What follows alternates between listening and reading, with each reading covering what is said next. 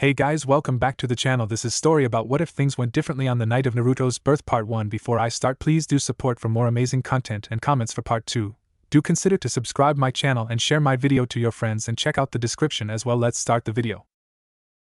In the village hidden in the leaves, with Minato Namikaze. Minato Namikaze, the fourth Hokage and leader of the village hidden in the leaves, was having a distinctly mixed day. The day had started out fine, just like any other. That was until Kushina Uzumaki, his secretly pregnant wife, had gone into labor, and October 10th had gone from a day like any other to a wonderful day, a day he would never forget, the day he became a father to his precious son, Naruto. That had been the good part of his day. The bad part. Well, the bad part of his day came in the form of some masked shinobi claiming to be Madara Uchiha, a legendary and supposedly dead shinobi from the Leaf Village, who had not only found out that Kushina had gone into labor, but had also found the secret, guarded cave where his son was born, a supposedly safe place where young Naruto could be brought into the world without Minato and Kushina's many enemies finding out. Somehow this person claiming to be Madara Uchiha had not only gotten past the ANBU guards, all of them elite shinobi, but he had also killed Minato's predecessor, Hiruzen Sarutobi's wife, who was acting as Kushina's midwife. He had then kidnapped his son, a distraction he had used to lure Minato away from the tired and weakened Kushina. As Minato had gone to rescue Naruto, the masked man had taken Kushina. Taking advantage of her weakened state, he had released the nine-tailed demon fox, a power and deadly entity called a bijou which had previously been sealed inside Kushina. With the 9 tails released, the masked man had then gone on to unleash it in the middle of the Leaf Village, causing untold damage as the demon fox rampaged through the village, killing and maiming hundreds. The masked man had then turned to manage to escape from Minato, just when the 4th Hokage had had him too.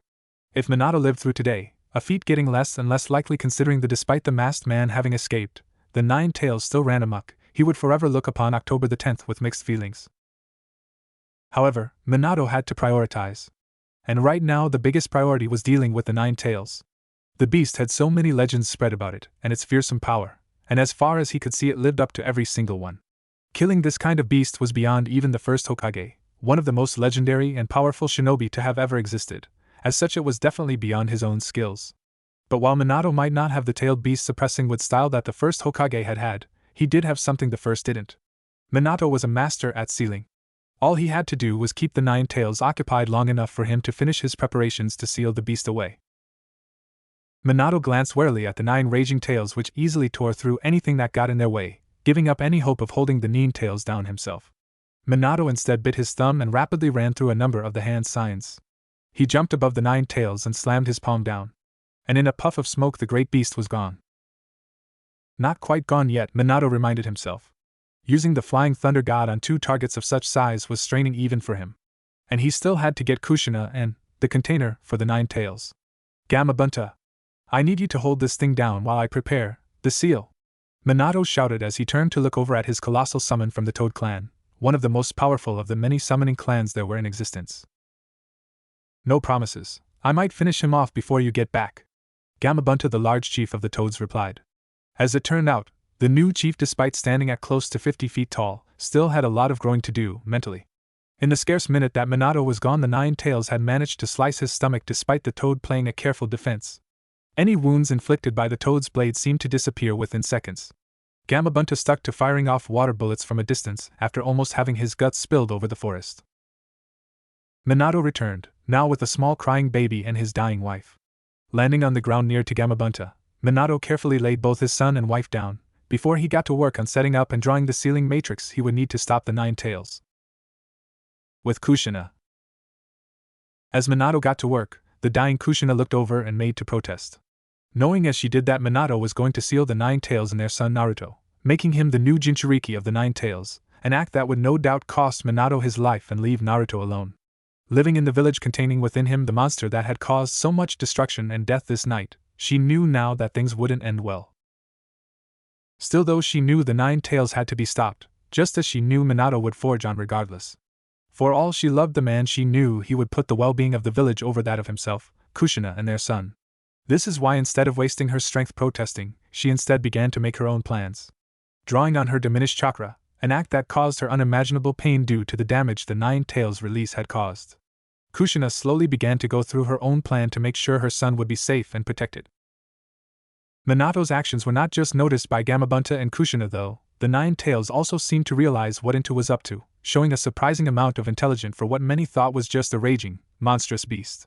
Roaring in anger, the Nine Tails began to charge towards their position, tearing through buildings and shinobi as it forged onwards, attempting as it did so to interrupt the ceiling. With Gamabunta the leader of the Toad summons, Minato shouted something as he saw the Nine Tails charge, and though it was drowned out by the Nine Tails' fury, Gamabunta could guess what it was he had to do. Just as the Nine Tails neared him, the Toad leapt into the air and stabbed the Nine Tails' reaching paw into the ground with his sword. Minato finished whatever he had been doing, a large sealing matrix now being present on the baby Naruto's stomach.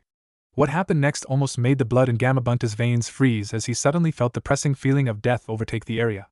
The Nine Tails roared again, not in rage this time, but something more akin to fear or annoyance. Then the beast shrunk. Gamabunta couldn't find any other way to explain it.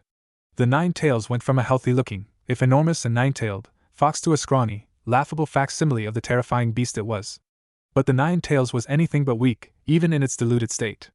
Gamabunta's eyes widened as the Nine Tails lunged forward with its claws, threatening to impale what Gamabunta presumed was the new Jinchuriki.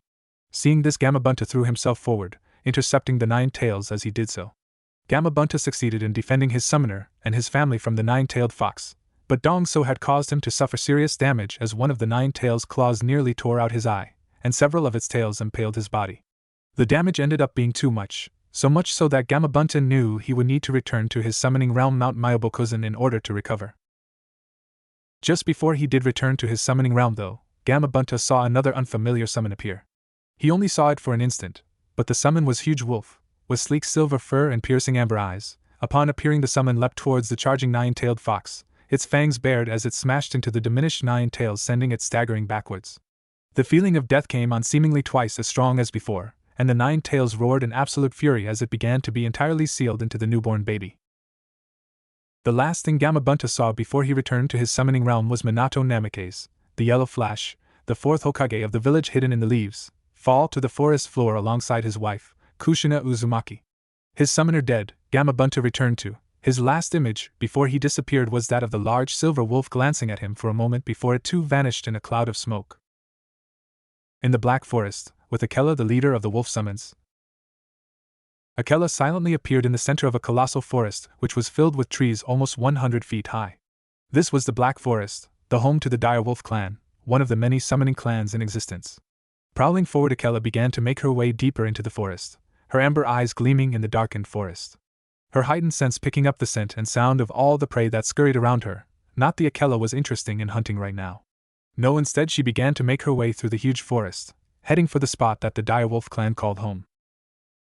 It did not take long for Akela to reach it, a massive clearing in the center of the forest which was nearly a mile in diameter, and was covered with dozens of large rocky outcrops.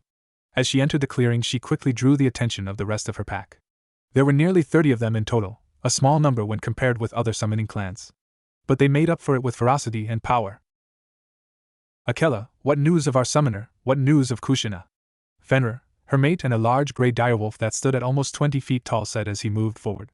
Around him the other wolves began to pay attention, some of them shifting around so they were partially sat up as they looked over at their leader curiously.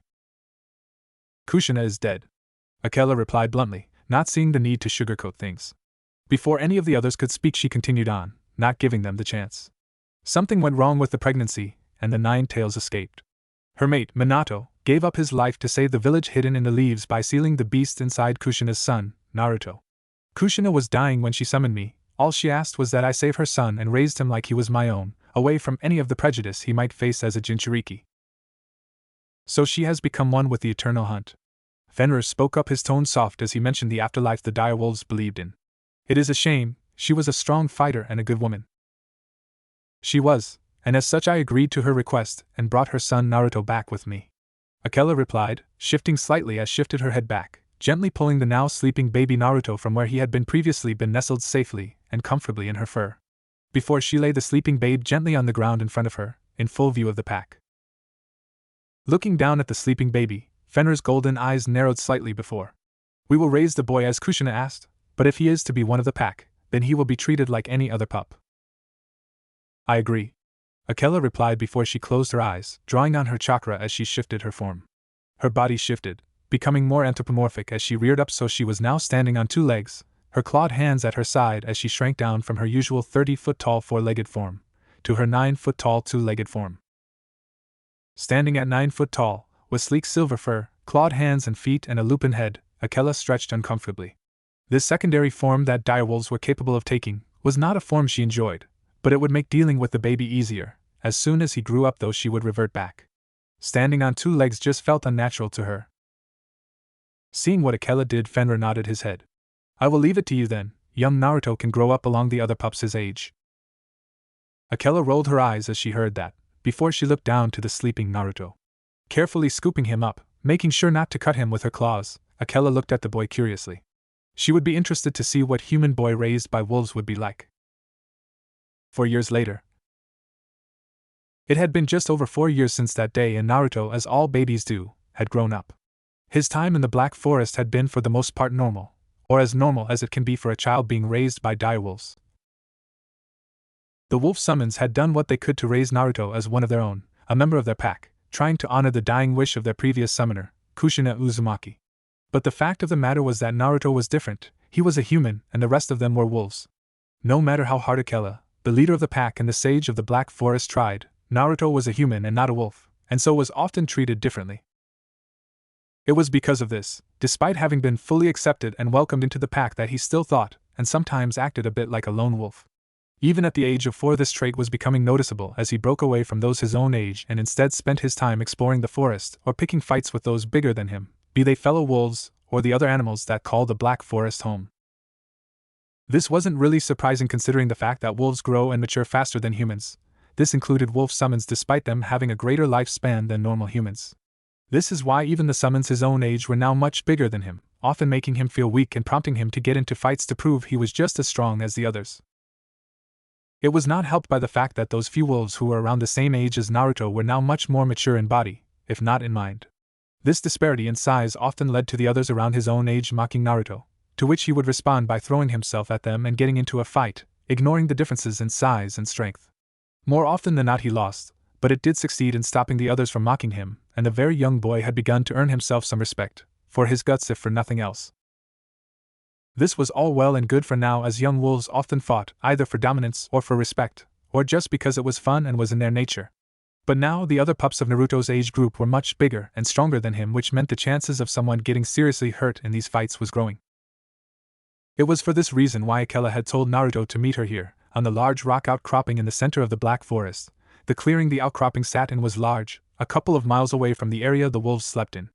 This clearing was unique in that it was not only the very center of the wolves' summoning realm, but it was their most sacred area, and dotted around the clearing were close to a dozen lupin statues. Effigies of wolves who had attempted to harness the might power that was Senjutsu, but who had failed. These effigies were left here as a warning to those who decided to walk the path of a sage. Letting out a soft sigh as she surveyed the area, Akela knew it was time, in her mind at least, that Naruto learned to be a summoner of the direwolves like his mother was before him. Just as it was time that Naruto embraced both his origins and his upbringing so he could learn how to fight, hunt and kill like both a direwolf and a shinobi. Naruto! Akela called, turning her head to the side, her amber lupin eyes locking on the mop of spiky blonde hair that was Naruto. The boy having been attempting to sneak up on her, unsuccessfully. How did you know I was here? The 4-year-old replied irritably, as he came out from where he was hiding behind the trunk of one of the very large trees in the Black Forest. A very slight smile spread across Akela's face as she saw the petulant expression on Naruto's face, very much amused that a 4-year-old pup thought that he could sneak up on the 164-year-old pack leader. Focusing in on Naruto as he slowly approached her, dragging his feet as he did so, Akela smiled again. Naruto had grown up to be a strong, sturdy child, with deep, aquamarine blue eyes, spiky yellow hair and 3 distinct whisker-like birthmarks on each of his cheeks. Currently stood at a little less than 4 feet tall, and was wearing only a simple white t-shirt with the Uzumaki swirl on it, and a pair of orange shorts. His feet were left bare. His clothing had been scavenged from an old den that Kushina had taken to storing some of her belongings in, a couple of years ago. These belongings consisted of anything from her shinobi equipment, to her old academy workbooks, to the trinkets she had picked up during her time as a shinobi. After all, what better place to store your excess belongings than in a summoning realm that only you have access to? Not that Akela appreciated Kushina storing her crap in their realm, but the redhead was stubborn and Akela had always had a soft spot for her. Naruto, Akela began softly, looking down at the little boy as he approached her. the smile still gracing her features, as she saw how small the 4-year-old was, especially when compared to her colossal 30-foot form. Do you know why I have called you here? Is it because I have been fighting again?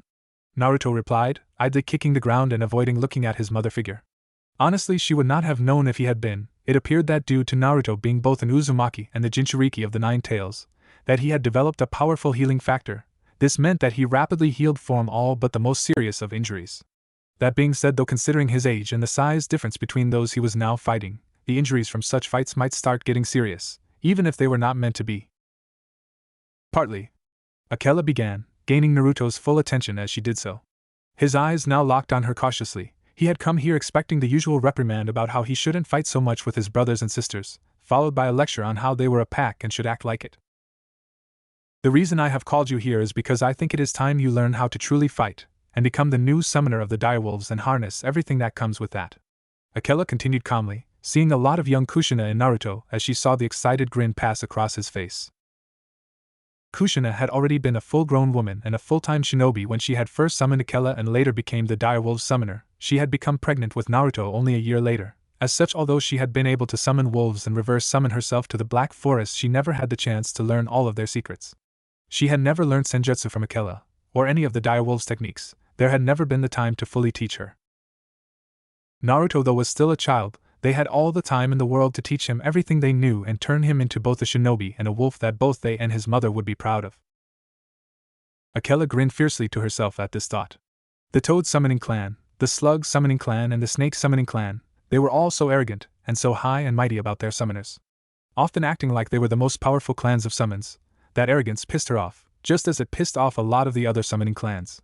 Well, she would love to see their faces when they see her Naruto in action, especially considering his colossal chakra reserves, natural talent, and born stubbornness, no doubt thanks to both his Uzumaki heritage and his being the Jinchuriki of the 9 tails.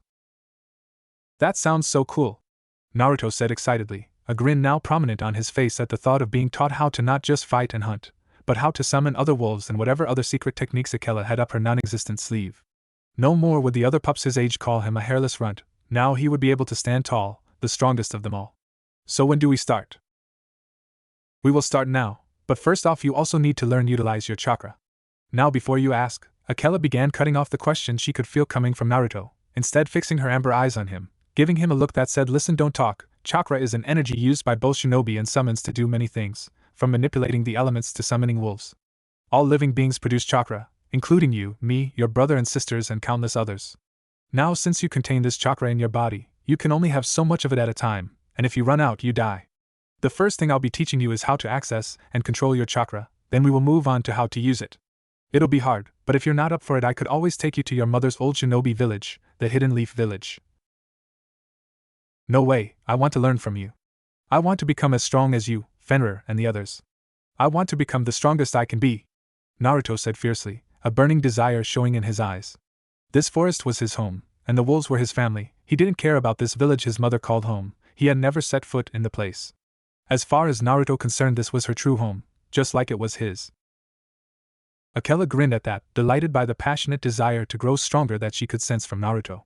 He truly was as much her son as he was Kushina's. Good, I hoped you would say that. First off, we will start off with meditation, working on your senses and your chakra, and then we will put it to good use by going on a hunt, Akela said as she began to go over the basics Naruto would need if he ever wanted to become a true sage. Naruto scowled at the sound of having to meditate. He didn't like sitting still. He wanted to run free, to become one with the wilds, to hunt his prey. Still though, Akela didn't do things for no reason. If she said he needed to meditate, then he would meditate. He didn't want to get her pissed off with him. After all, if he did, she would be the one hunting him. 4 years later. I'm impressed. Getting a grasp on sage mode at such a young age is an incredible feat. You've become an awful lot stronger, Naruto, more than a match for your brothers and sisters. Akela said, her teeth bared as she looked down at Naruto, the 8-year-old boy standing taller and broader than when he had first started his training. He was still much smaller than his brothers and sisters though, barely coming up to the shoulder of even the smallest adult wolf. His appearance was deceptive though, as hidden within that small body were chakra reserves that would put a full-grown jounin shinobi to shame, and a skill and ferocity that had at first even taken Akela aback. Still though, the effects of his becoming the summoner of the wolves and becoming a sage had shown. His teeth had begun to sharpen, his sharp pearly white canines now stuck out under his lip, His hair had begun to darken and had become shaggier. His nails had also thickened and sharpened, becoming similar to claws. No need to sound so surprised, Naruto replied glibly from where he was lounging on the rock outcropping, enjoying the compliments Akela was giving him. She had been a harsh and ruthless taskmaster over the years, accepting nothing but his best and often pushing him far beyond his limits. She didn't give out compliment easily. Take it for what it is, brat, a compliment. Akela replied back in amusement, lowering herself to the ground as she did so that she could look Naruto in the eye. You are the first human that we have ever taught this art to. Your mother Kushina was only able to learn how to summon us. Already you have surpassed her. That being said, you are by no means a master of senjutsu. Your fighting skills, although fast and deadly, lack the ferocity, speed and accuracy of a true wolf. You've become strong, my son, but there is still much for you to learn about being a sage. Naruto scowled as he heard that. I thought I was already strong enough to be a sage. Besides, I've mastered sage mode, so there's no way I can't be a sage. Naruto relied, a scowl on his face as he looked up at Akela. He always found it amusing how the definition of sage changed depending on summoning clan. For the wolves, their version of a sage revolved around not only being one with nature in general, but becoming one with their own lupin nature, and the nature of wolves was distinctly different to the nature of slugs and toads. Mastered? You have a ways to go before you've mastered sage mode, Naruto. What kind of enemy would let his opponent sit there and charge up energy for 10 minutes? As it is now, your sage mode is useless in combat. Akela replied, an amused look on her face. And if you want to become stronger, you will need to find a way around that. Well, what else can I do, huh? You said it yourself, one must be absolutely still when gathering natural energy, or risk losing control and joining these poor fools who tried and failed. Naruto said, gesturing to the surrounding stone statues of direwolves who had failed their sage mode training and paid the price. Not many direwolves were taught the art, and even fewer ever succeeded. Most learned the basics and left it at that. So far in the pack, only Naruto, Akela and Fenrir could use sage mode, and of them only Akela could be called an undisputed master. To become a sage you must become one with nature. That is why I regularly took you on hunts, so that you can become one with your surroundings and with your inner wolf. Akela began to lecture as she looked down at Naruto. There is a way around your problem, you just have to figure out how to do it. Can't you teach me? Naruto asked with a frown. She had taught him everything else after all, how to fight in hand to hand, how to manipulate the elements, how to wield his chakra and merge it with natural energy. She had also sparred against him, pushing him beyond his limits as she made him think outside the box in order to defeat her. Thus far he hadn't even come close. But he had learned to use weapons, alongside his sage mode and claws, and every day he lasted just that little bit longer. Akela looked at him for a few seconds as she heard this, before she sighed. I can't teach you because I don't know the answer yet. Even if I did, though, I would want you to work it out on your own. The ability to draw in natural energy whilst moving comes naturally to us wolves, and despite you being born a human, you grew up a member of the pack. As such, I expect you to learn how to use sage mode like a member of the pack. I started you off by having you mediate so you could feel out the natural energy, then I had you merge it with your own body. It is up to you to figure out how you can do this whilst moving. Naruto frowned as he heard that, concentrating hard as he tried to work out how he could do what Akela wanted him to. He could see her point, and although annoying, he also knew that it would be best if he figured this out on his own. Closing his eyes, Naruto took a deep breath, as he drew on the natural energy in the area, merging it with his own chakra. Opening his eyes, Naruto's blue eyes turned amber, his hair turning completely silver, his feet and hands becoming more claw-like.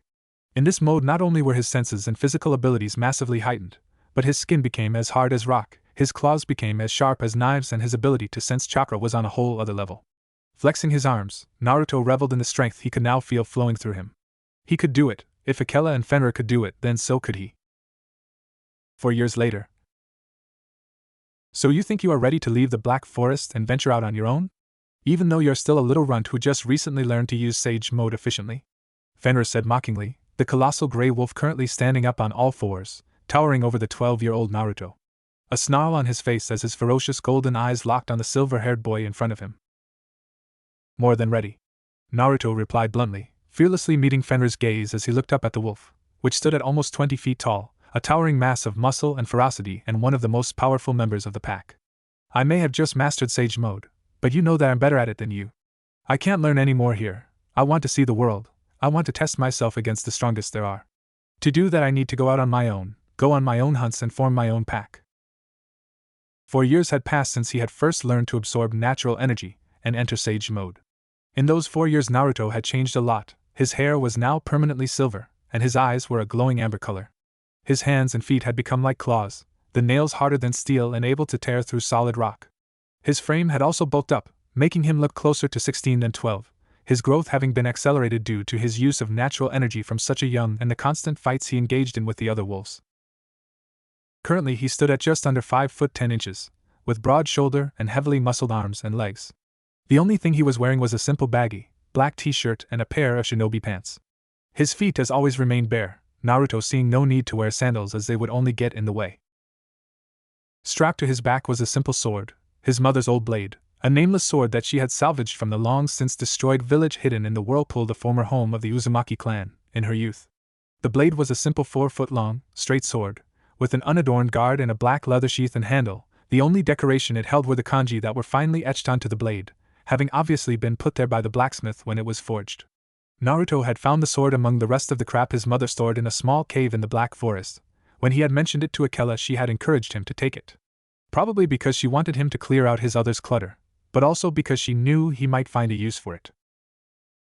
He's right, you know, Fenrir. He's surpassed you in using the technique, he's probably surpassed me too.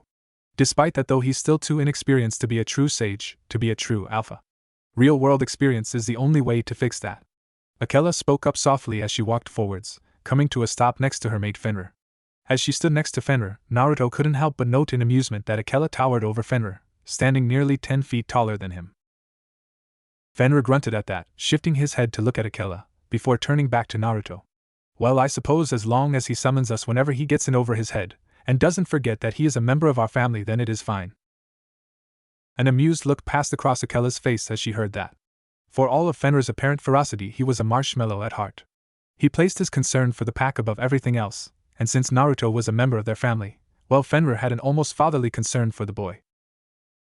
A smirk passed across Naruto's face too as he also understood that Fenrir was only concerned for him. Turning away from the large gray wolf, Naruto instead turned to Akela. So you have no problem with me leaving? Follow your own path, Naruto, we will always be here if you want to come back. Akela replied softly as she looked down at Naruto. Then that's what I will do, Naruto said with a nod of his head, knowing as he did that the road ahead would be hard. He would no doubt face multiple powerful enemies as he tried to find this way in the world of shinobi. If he was honest with himself though, he was very much looking forward to it. The Black Forest, although a place he considered home, was only so big. He was more than ready to venture out into the real world to test his mettle. With Naruto a year later. Naruto felt that for the most part he had had a pretty decent upbringing, for literally being raised by wolves, that is. Akela had instilled in him a moral code of sorts. This moral code for some would be seen as distinctly gray, but for him was basically gospel. He had been taught that the strong survive and the weak die, that there is just as much thrill in the hunt as there is in the kill, and that the pack is the most important thing. Other things like the basic what is right and what is wrong was never really covered. Akela instead left that up to him to decide, stating that most of it was common sense. The only thing she really impressed upon him was the pack always came first, and no matter what, you should never kill a member of your own pack.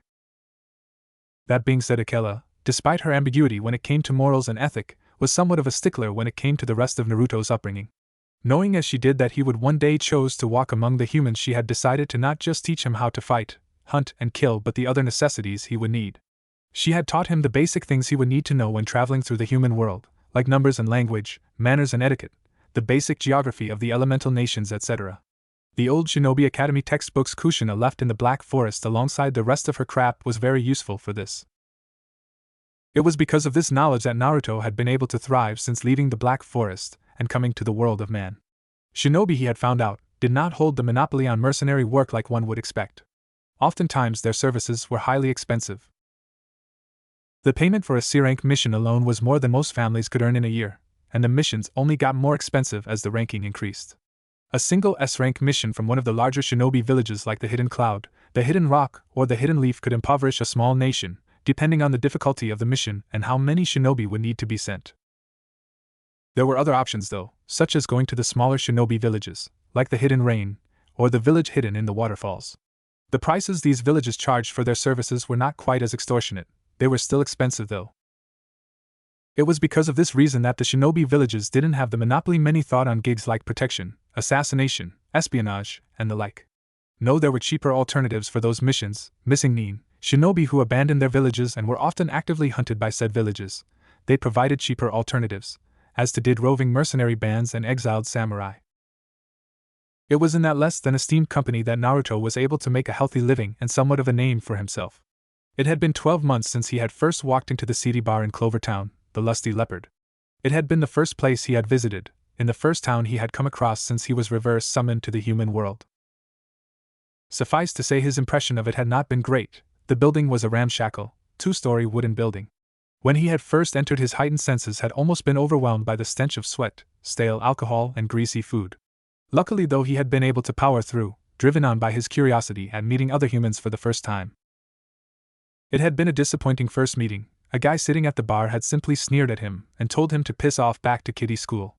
Naruto ended up smashing his face into the marked and pitted wooden surface of the bar, breaking the man's teeth and nose and causing him to let out a loud scream of shock and pain. That had gotten Naruto the attention of the entire bar. A brief brawl later and a half-dozen broken bones and lacerations made it clear to the bar's clientele that Naruto was not someone you fucked with. After making sure he made that point, he went on to ask for some food, taking the money from one of the half-dozen thugs he had beaten down to pay for his meal. As it turned out, Naruto's first impression was not that uncommon. The bar was known to draw a rougher crowd, as exiled samurai, mercenaries, and missing nin often frequented the place. It was because of this, or maybe caused by this, that the bar had somewhat of a bad reputation. When he had first looked around the bar, Naruto had been surprised to see that against one of the bar's walls there was a large request board displayed. A request board that held hundreds of paper bounties and requests, posted by government officials, private parties, and the like. These requests were often for protection, for hired muscle, or to advertise bounties that had been put on the heads of shinobi, missing nin, and other people of interest. Upon hearing this, Naruto had decided to give one of them a go. After all, this was apparently how people like Naruto made money. People who excelled in fighting but who didn't want to or weren't allowed to join the shinobi villages. The first mission Naruto had ended up taking was a bounty request for some failed academy student from the Hidden Cloud village. The man had apparently been causing trouble in a nearby town, using the paltry skills he learned at a shinobi academy to bully, harass, and rob people traveling to and from the town. This had ended up interfering with the town's trade, often putting off some of the more squeamish merchants. The town had put in a request for the man to be dealt with. Naruto had accepted it. From there, it had only taken him about an hour to reach the town and track his target down. This had been made easier by the fact that the man had more chakra than the average person thanks to his shinobi training. Which for Naruto, who was nowadays constantly in sage mode and very much able to sense chakra, made it almost painful easy for him to track down the man. What followed was the man attempting to intimidate Naruto with a sword when he was confronted, and Naruto ripping the man's throat out with his clawed hand. It had taken Naruto about an hour from accepting the job to bringing his body to a nearby bounty hunting station that was based in the same town as the Lusty Leopard. A 2-hour job all round that had ended up earning him 10,000 ryo. Naruto had to say that he liked it, though the prey could have been better. That had been 12 months, and over 200 confirmed bounties ago. Walking forward confidently, a slight smile on his face, Naruto's amber eyes almost glowed as he entered the dimly lit main room of the Lusty Leopard. His entrance did not go unnoticed as a few of the regulars called out greetings to him as he passed. Seeing this, Naruto gave them a brief nod in return, despite him not having bothered to remember their names. Naruto had grown a lot in the last year. He now stood at close to 6 foot with broader shoulders and more muscled arms. His hair was still shaggy, a grayish-silver color. His eyes had also retained their glowing amber color, whilst the whisker-like birthmarks had become even darker and more pronounced. For the last year he hadn't stopped using sage mode once, having become accustomed to constantly absorbing natural energy, even when he was asleep. Over the last year he had also managed to buy and scavenge a new outfit, consisting of finely made black shinobi pants, a gray t-shirt, and a black knee-length coat. His sword was now strapped to his back, the hilt of the blade just poking up over his right shoulder. And as always he continued to refuse to wear shoes, instead walking on his clawed feet, trusting in his all but impenetrable skin to protect him more than a simple leather sandal ever could. Continuing on, Naruto nodded to the barman, Saka. He was a large thick-set man, with no hair on his head and a large black beard, who upon seeing Naruto grunted a bit before sending him a brief nod back. It had been over a month since he had been back at this inn. As he often liked to travel from town to town, he had to admit though he was happy that he was back. Many towns in the different country had a place like the Lusty Leopard in it, or a bounty station, or at least somewhere Naruto could find work. The Lusty Leopard, though, as the first place he had visited since leaving the Black Forest, always held a special place in Naruto's heart. This was the reason why he came back every now and then. Plus they had a very good request board. The barman and owner of the bar, Saka, Having been a rock shinobi once, still had a number of friends and contacts that allowed him to stock up on requests and missions, which Sokka would go on to post on his request board, often drawing in people like Naruto who would spend their coin here as a thanks. Ignoring him for now, Naruto instead approached the request board, looking for an interesting job he could take. Immediately he ignored jobs like hired muscle or protection rackets. Those kind of jobs didn't interest him, they were too easy and the pay was shit. Bounties though, bounty mission, they did interest him. A number of the requests posted on the board were pages that had been ripped out of the different shinobi villages' bingo books, little booklets that displayed shinobi of interest, all of whom had a price on their head. Each village had a slightly different book, which contained brief descriptions of missing nin from both their own village and the other ones, and enemy shinobi of interest from one of the other shinobi villages. These for Naruto were the most interesting bounties. Hunting down and killing shinobi was far more exciting than killing thugs, businessmen and the like. Shinobi could at least fight back, or could at least attempt to, and that actually make the hunt fun. So far he had taken close to 150 of these requests, most of them low-level bounties for D-ranked, C-ranked and B-ranked shinobi.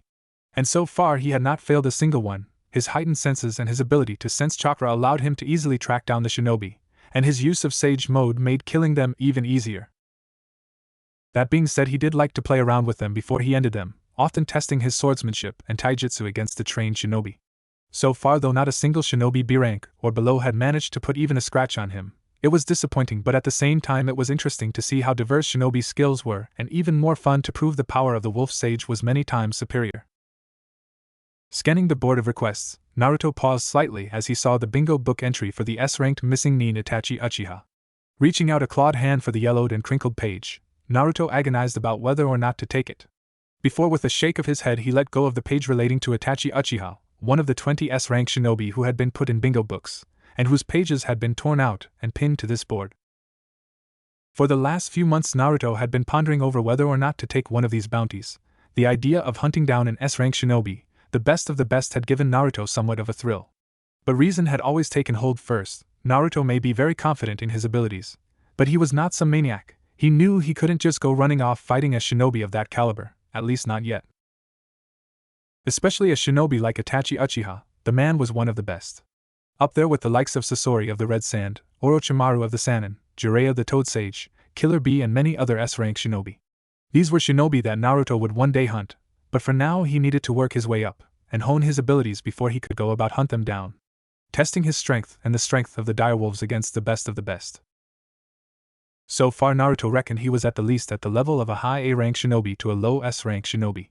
His mastery of Sage Mode and his taijutsu and kenjutsu skills were proof enough of that, and that was not taking into account the few sage-based ninjutsu he had picked up during his time in the Black Forest. Unfortunately though, he did have a few weaknesses, namely genjutsu. Naruto's chakra was so colossal that it made it all but impossible for him to use genjutsu. Even with his finely tuned chakra control he couldn't manage even a simple genjutsu, or at least not one that wouldn't be patently obvious to even a genin. This Naruto deemed was a weakness. He may be able to release himself from a basic genjutsu if he was caught up in one, but so far he was unable to cast them. This especially bothered him considering that the best shinobi like Orochimaru, Itachi and Jiraiya had been able to master all of the shinobi arts. Pushing those thoughts away for now, Naruto ignored the S-rank bounties and instead snagged him a nice simple B-rank one instead. This one looked particularly interesting. Apparently there has been a band of shinobi raiding villages and settlements in Rice Country. According to the description, the daimyo of Rice Country had issued a bounty for the group to be hunted down and killed. The group was apparently running amok, kidnapping people at random, burning anything that got in their way and then fleeing. Suffice to say it had Naruto's interest. "I'm taking this one," Naruto said bluntly as he ripped the request off the board and shoved it in his coat pocket. Getting a grunt of affirmation from Sokka as he strode past the bar and out of the inn. The two of them had a special connection. Over the 12 months they had known each other, Naruto hadn't heard the man speak once. For Naruto, Sokka was one of the most likable humans he had come across. A few days later in Rice Country. Rushing through the trees, Naruto's eyes narrowed as he saw the retreating backs of his quarry. It had been a couple of days since he had taken the job and his targets had been busy. In that time they had managed to hit a further 2 villages, bringing the total count up to 9 that were known. Naruto had arrived too late to stop the attack on the first settlement. By the time he had arrived, a number of buildings had already burnt down, 27 people were dead and a further 6 had been taken captive. The attack had ended 2 hours before Naruto had arrived, much to his irritation. Luckily though, he had managed to pick up their trail. A trail he had followed to yet another burning settlement. little more than a hunting lodge really. Which, just like their other targets, was small, secluded, and sparsely populated. It probably boasted a population of barely 20. Naruto had arrived just as his targets were fleeing. The ground around the settlement were littered with corpses, and from what he could sense there was not a single person left alive in the settlement. It had been a complete massacre. Upon noting that Naruto had begun his pursuit, easily tearing through the dense woodland, his senses flaring as he tracked down the 9 shinobi he was hunting, or at last he assumed it was 9 judging by their chakra levels, as well as the 8 civilian captives they had seemed to have taken. Naruto was silent as he stalked his prey, not making a sound as he ran through the trees, doggedly following the enemy shinobi. As he pursued them, he made sure to keep his distance, not wanting to alert them to his presence in case they had a sensory shinobi among them who might be able to forewarn them that he was on their tail. He also wanted to track them back to their base of their hideout. After all, the bounty and not specified how many there were, it had only said 5,000 ryo ahead, and Naruto was feeling hungry. An hour or so later, night had drawn in as Naruto moved swiftly and silently through the trees, beginning to quicken his pace now that his targets had stopped moving. Already he could hear voices coming from just in front of him, and could see the flickering light of a fire, the golden light being just visible through the dense forest. It seemed these rogue shinobi were very confident, either in their abilities or in the fact that they were not being pursued. After all, why else would they have an open fire like this, or talk as loudly as they were doing? Coming to a stop just before his target's encampment, Naruto paused, spreading out his senses as he did so. So far he could sense 13 people in the camp ahead who had more chakra than an average civilian, making them the shinobi he was after.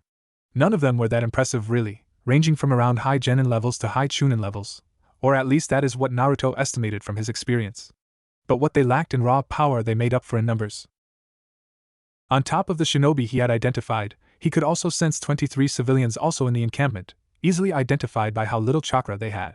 Now these could be common bandits, but somehow Naruto doubted that. Shinobi often thought themselves above common thugs and cutthroats, so it was unlikely they would work with them. Plus, the request had stated that they were kidnapping civilians, and Naruto had seen evidence himself of this. No, in Naruto's mind it was more likely that they were captives, taken from the raided villages. With that assessment made, Naruto began to prowl forwards again, his amber eyes glowing faintly in the darkness as he saw the silhouette of a figure at the edge of the camp. It seems they were not arrogant enough not to set a watch. Not that that would do them any good. Naruto didn't pause for a second as he leapt forward, his clawed hand outstretched. The watchman didn't even have a chance to scream as Naruto ripped his throat out and then dragged him into the dark woodland, not making a sound as he ghosted his first victim. Naruto paused as he dropped the dead man onto the ground, hiding him behind a bush for now as he instead focused on the camp. Making sure his actions had gone unnoticed, which, judging by how the loud conversation went on undisturbed, seemed to be the case. Shifting forwards once more, Naruto grinned as he closed in on his prey. As he drew closer to the camp, he soon began to make it out. The camp was made up of 3 mottled green-colored tents, a large campfire which had a number of pots bubbling away just above it, and finally a large prison wagon just to the side. The wagon was a large wooden frame with 4 iron-studded wheels. Attached to the top of the wagon there was an iron cage, within which Naruto could make out a number of huddled shapes. Just to the side of the wagon Naruto could also see 2 horses tied to a nearby tree, both of them grazing at the edge of the campsite. Turning away from the prison wagon for now, Naruto instead focused on the center of the camp. Around the fire Naruto could make out the shapes of 10 people sitting around, all of them shinobi. Shifting his gaze back to the edge of the campsite, Naruto was soon able to find another shinobi who was standing guard at the back of the prison wagon. The final one though, Naruto frowned as he spread his senses out. The final one seemed to be in the prison wagon itself. Naruto frowned as he sensed this, trying to work out why someone trained to use chakra would be kept in the cage along with the others. The first thing that came to mind was a trap, someone placed there to kill anyone who attempted to free the prisoners. He soon dismissed that theory though. A plan like that would require intelligence and caution, which was something this group of rogue shinobi seemed to lack. Ignoring that problem for now, Naruto instead looked back to the main group, slowly moving around the edge of the camp as he listened in on the conversation they seemed to be having. In the camp?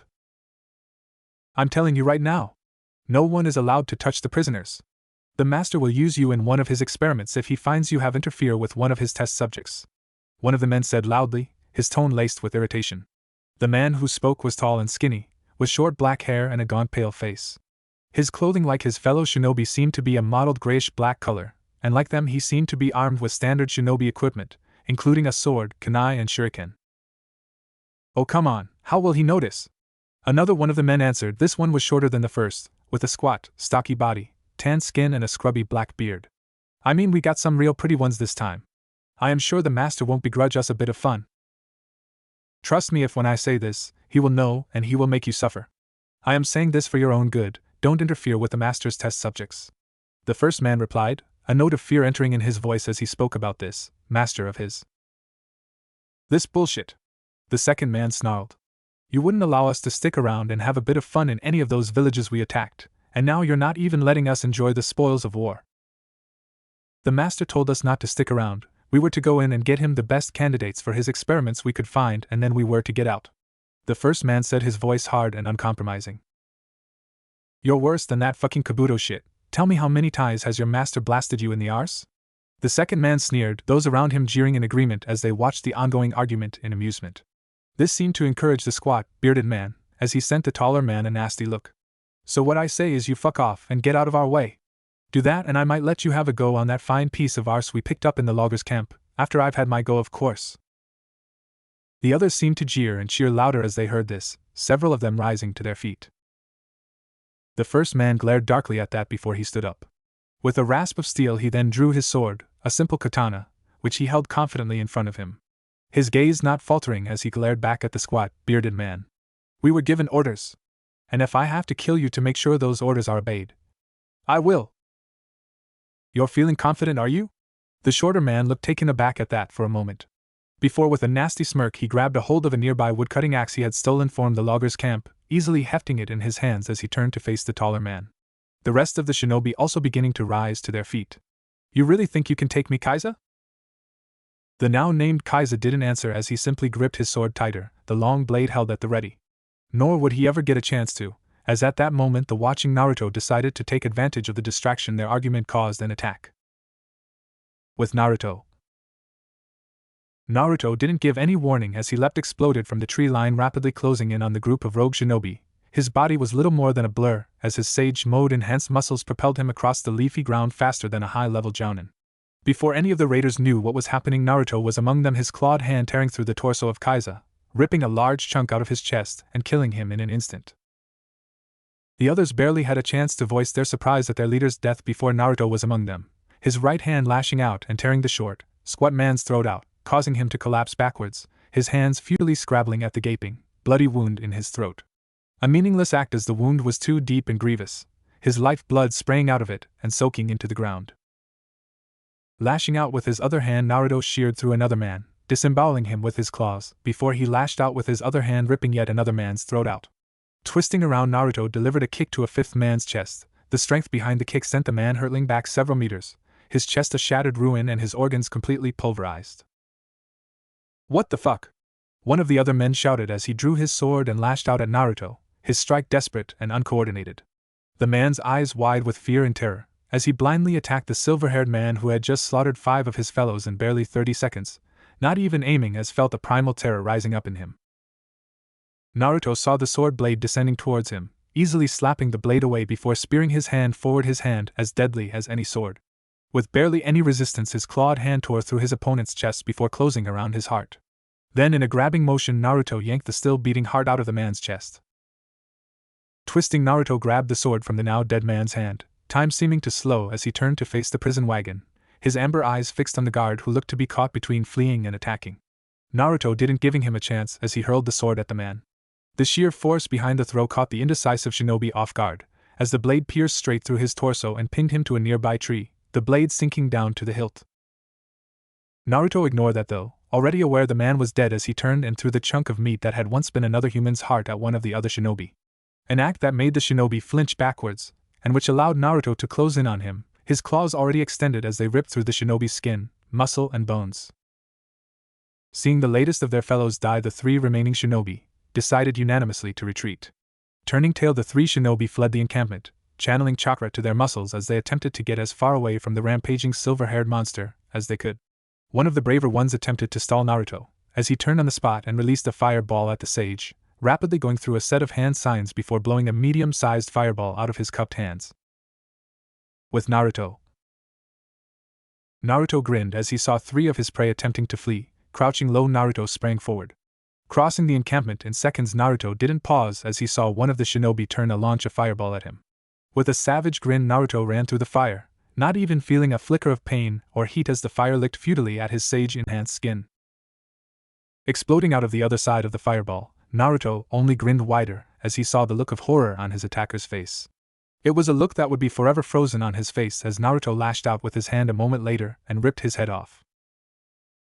Landing easily on the ground, Naruto then sprinted after the other two, catching up with the first one 10 meters out from the camp. The man didn't stand a chance as Naruto's clawed hand tore through his back muscles, gripping onto his spine, before with a slight grunt he ripped apart his spinal cord out of the man's back, in a shower of blood.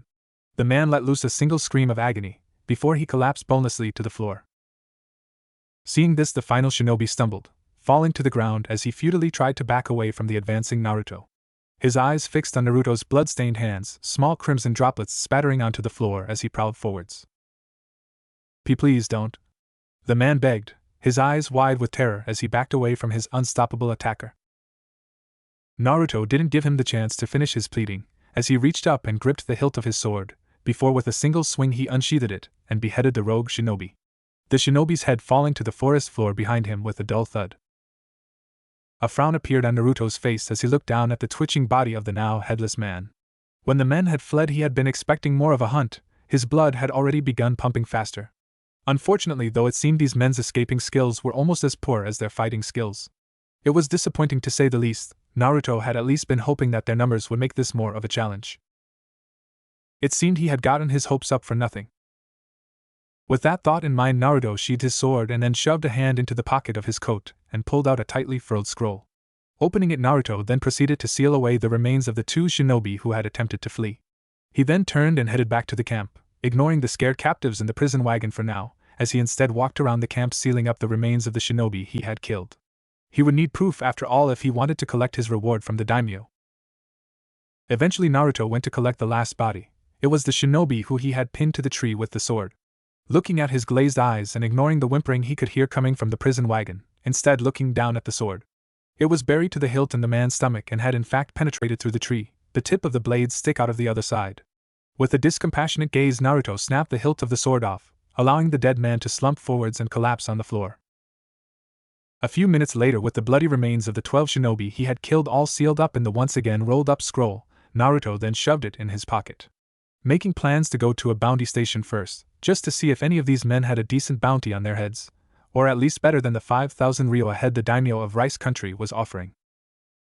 Nodding his head, Naruto turned to look at the prison wagon, ignoring the whinnying of the nearby horses as they smelt the fresh blood in the air, and the whimpers of the prisoners as they saw Naruto's amber gaze fix on them. He might as well let them out. Naruto grunted in irritation at this before he walked over to the prison wagon, gripping both sides of the cage door, his claws digging into the melt like a hot knife through butter. Before with a single heave Naruto tore the front of the cage off its hinges, before he turned and hurtled it away into the surrounding forest. "Right then, you're all free to go," Naruto said abruptly as he turned and walked away, not even turning to look to see whether the prisoners had taken the opportunity to get off the wagon. No, instead he focused on the one, strong remaining chakra signature. The one within the wagon, waiting to see if they would do anything. When nothing happened, Naruto turned back around only to see none of the captives had left the safety of the cage, as they instead all looked on at him with fear. Irritation rose up in Naruto at this, but with a bit of effort he pushed it down. "The nearest settlement is 12 miles in that direction. I would suggest you calm down the horses, attach them to this wagon and start heading there. I would also suggest you scavenge the area and take any of the weapons that are left behind," Naruto said, pointing in the direction of the last village the shinobi had attacked, the one which had survivors. Naruto could now see the confusion of the faces in the cage as they heard what he said. "The sooner you leave, the sooner you can start returning to your homes. All of them are still there, if a little burnt, and there are still survivors there who will no doubt help you get back to your homes. Well, except for that logger's camp, that one's is burned to the ground with no survivors." As he said this, he got a more noticeable reaction as 1 or 2 of the 20 or so prisoners gained looks of shock and surprise. He also noticed how one of the prisoners, a pretty girl with long black hair who looked to be around Naruto's own age, flinched as she heard what he said about the logger's camp. This girl also happened to be the one who he could sense had strong chakra. Curious. "Well, go on then," Naruto said brusquely as he turned and walked away, heading for the campfire set up in the center of the camp. Idly dragging one of the logs the shinobi had been using as a seat over, as he sat down and took the lid off one of the cooking pots and sniffed the stew inside suspiciously. As Naruto was doing this, the captives began to slowly get out of the prison wagon, cautiously going about the tasks Naruto had suggested, keeping a wary eye on the silver-haired sage as they did so. Their desire for freedom and home warring against the innate fear Naruto had inspired in them with his savage butchery of the 12 rogue shinobi. Naruto for the most part ignored them, the mindless sheep that they were. Instead, he focused on the stew as he checked it for poison, before upon finding it clean of any contamination he began scouting around for a bowl. Despite his apparent nonchalance, however, he was very much aware of what was going on, his senses still on overdrive and his body prepared to leap into action at any moment. After all, after close to a year of dealing with shinobi, Naruto knew well enough how tricky they could be. The girl in the cage might have seemed like some innocent captive, but he would still not let his guard down. 10 minutes later, as Naruto was finishing off his second bowl of the surprising delicious beef stew. As he did so, he tensed slightly as the former prisoners began to leave the campsite, using the wagon as Naruto had suggested. That, however, was not the reason for his tensing. The reason was that one of the captives had stayed behind, the one who felt like she had had shinobi training. Naruto remained tense as he felt the girl approaching him. He had no doubt whatsoever that if needed he could rip this girl's head off with ease, and there was absolutely nothing she could do to stop him. The thing was, though, the girl should know that too. She had after all just seen him decimate 12 other shinobi. Despite this, though, as the rest of the former captives left, this girl stayed behind. Naruto's eyes narrowed as he heard the sound of the girl approaching him. She wasn't trying to hide her presence. Instead, she just walked up to him. He could also feel no change in her chakra, telling him she wasn't molding it or preparing a shinobi technique, not that he could tell at least. His curiosity intensified. "Is there something you want?" Naruto asked abruptly, not turning around as he felt the girl freezing up. He heard a slight exhalation of breath before the girl spoke, her voice soft and gentle yet holding a surprising amount of strength in it. "I have nowhere to go. I told you where the nearest settlements were. You should have gone with the others and they could have helped you get home," Naruto replied bluntly, still not turning around. "There would be no point," the girl replied, her voice breaking slightly as she said that. "You said it yourself, my home was burned to the ground and there were no survivors." "The loggers' camp?" Naruto guessed, shifting as he turned to look at the girl out of the corner of his eye. It was like Naruto first thought. The girl looked to be around 13, with a pretty face, waist-length black hair, a still partially immature body and pale skin. Her clothing was the simple garb one would expect from a rural-dwelling civilian, currently looking a bit grimy and damaged, no doubt from the attack on her home and her subsequent capture. "I have nowhere to go," the girl repeated, her gaze hollow, and her tone no longer as strong as before. "How's that my problem?" Naruto asked abruptly, cocking an eyebrow as he waited for a response. The girl didn't answer for a few seconds after that, her gaze instead running over Naruto's muscled frame and his blood-stained hands. "You killed them, the men who murdered my family and burned down my home." "I did, yes," Naruto responded, curiosity beginning to rise up inside him as he looked at the girl, wondering where she was going with this. "Can you teach me? Teach me how to fight, how to kill?" the girl asked, her eyes locking fearlessly with Naruto's faintly glowing amber eyes. "Why on earth would I do that?" Naruto asked, his tone not cruel or condescending, just curious. "Especially since you already seem to have had some training. I can sense your chakra, it is stronger and more controlled than a civilian's?" The girl didn't bat an eyelash as she heard that, instead she just replied softly. "My father taught me. He wanted me to be able to defend myself. He was a former missing nin, he taught me chakra control, and genjutsus, his specialty." Naruto cocked an eyebrow as he heard this. "Sound like you already know how to fight, join a shinobi village or something, I am sure they'll happily take you." "When our home was attacked, my father and we attempted to fight back. We were overwhelmed though, my father was killed, as was my mother and all of our family friends.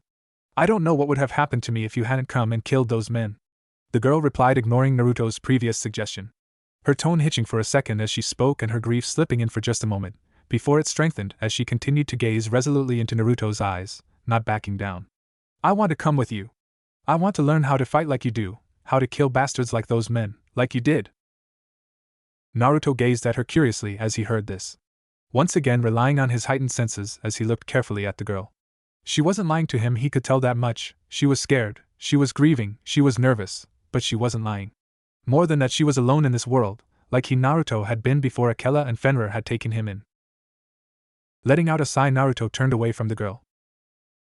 She didn't move, he could tell that much, but he could hear her heart begin to beat faster, as fear and panic rose up within her.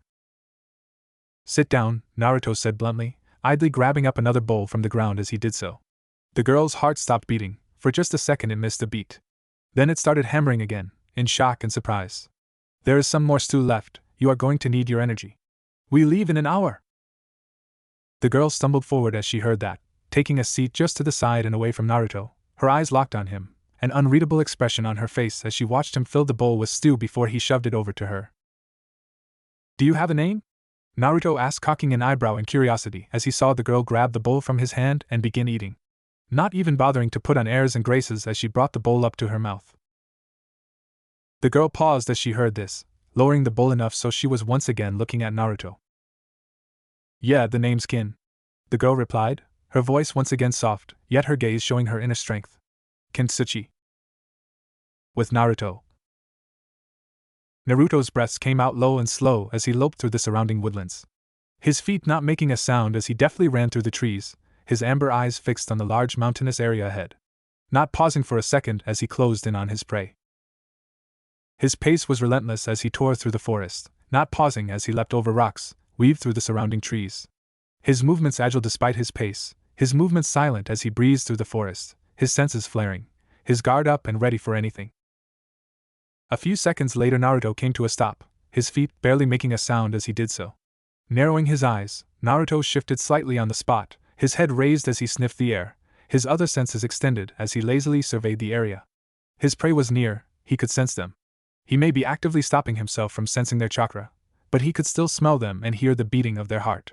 To a normal shinobi this might have passed unnoticed, but to Naruto it made finding his prey easy.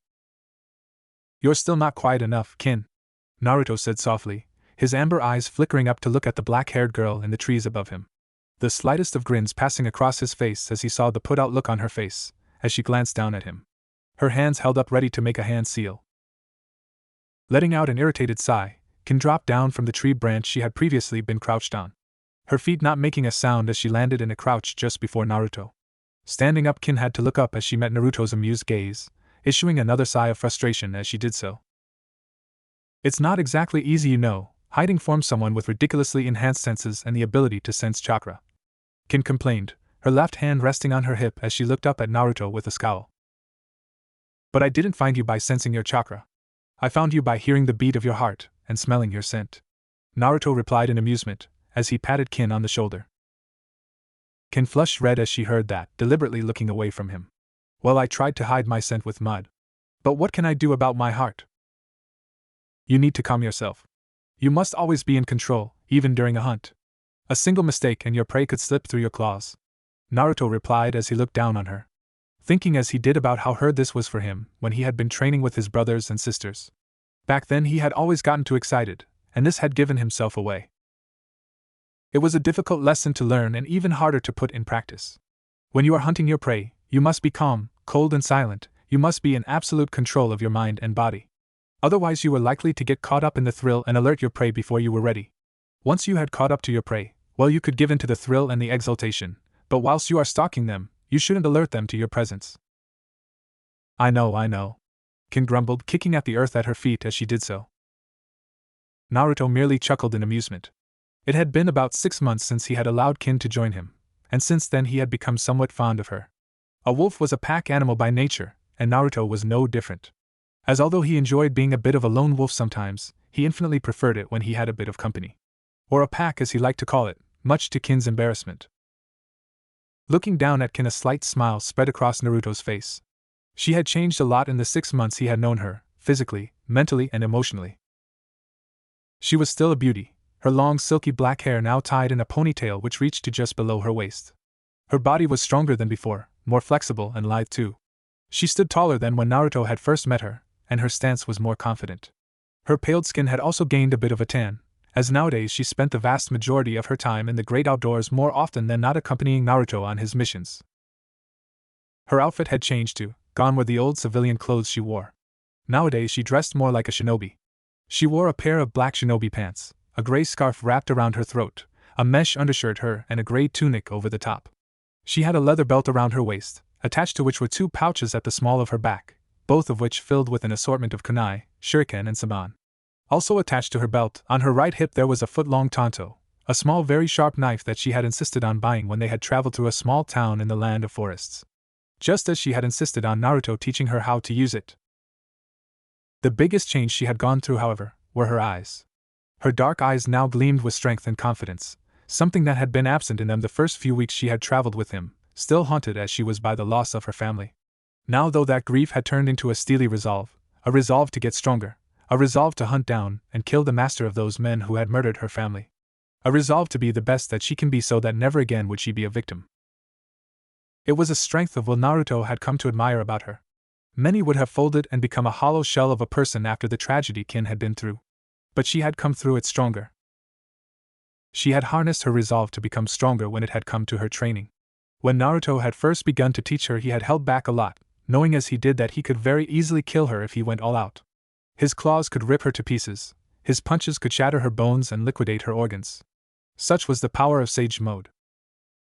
But when Kin had found this out, she had rebuked him. Much to his amusement, she had shouted at him and demanded that he not hold back. Her passion and ferocity had surprised Naruto, and so although even now he didn't go all out, he was a lot less forgiving than before. In the beginning, their taijutsu spars ended with Kin unconscious and Naruto having to carry her back to their room.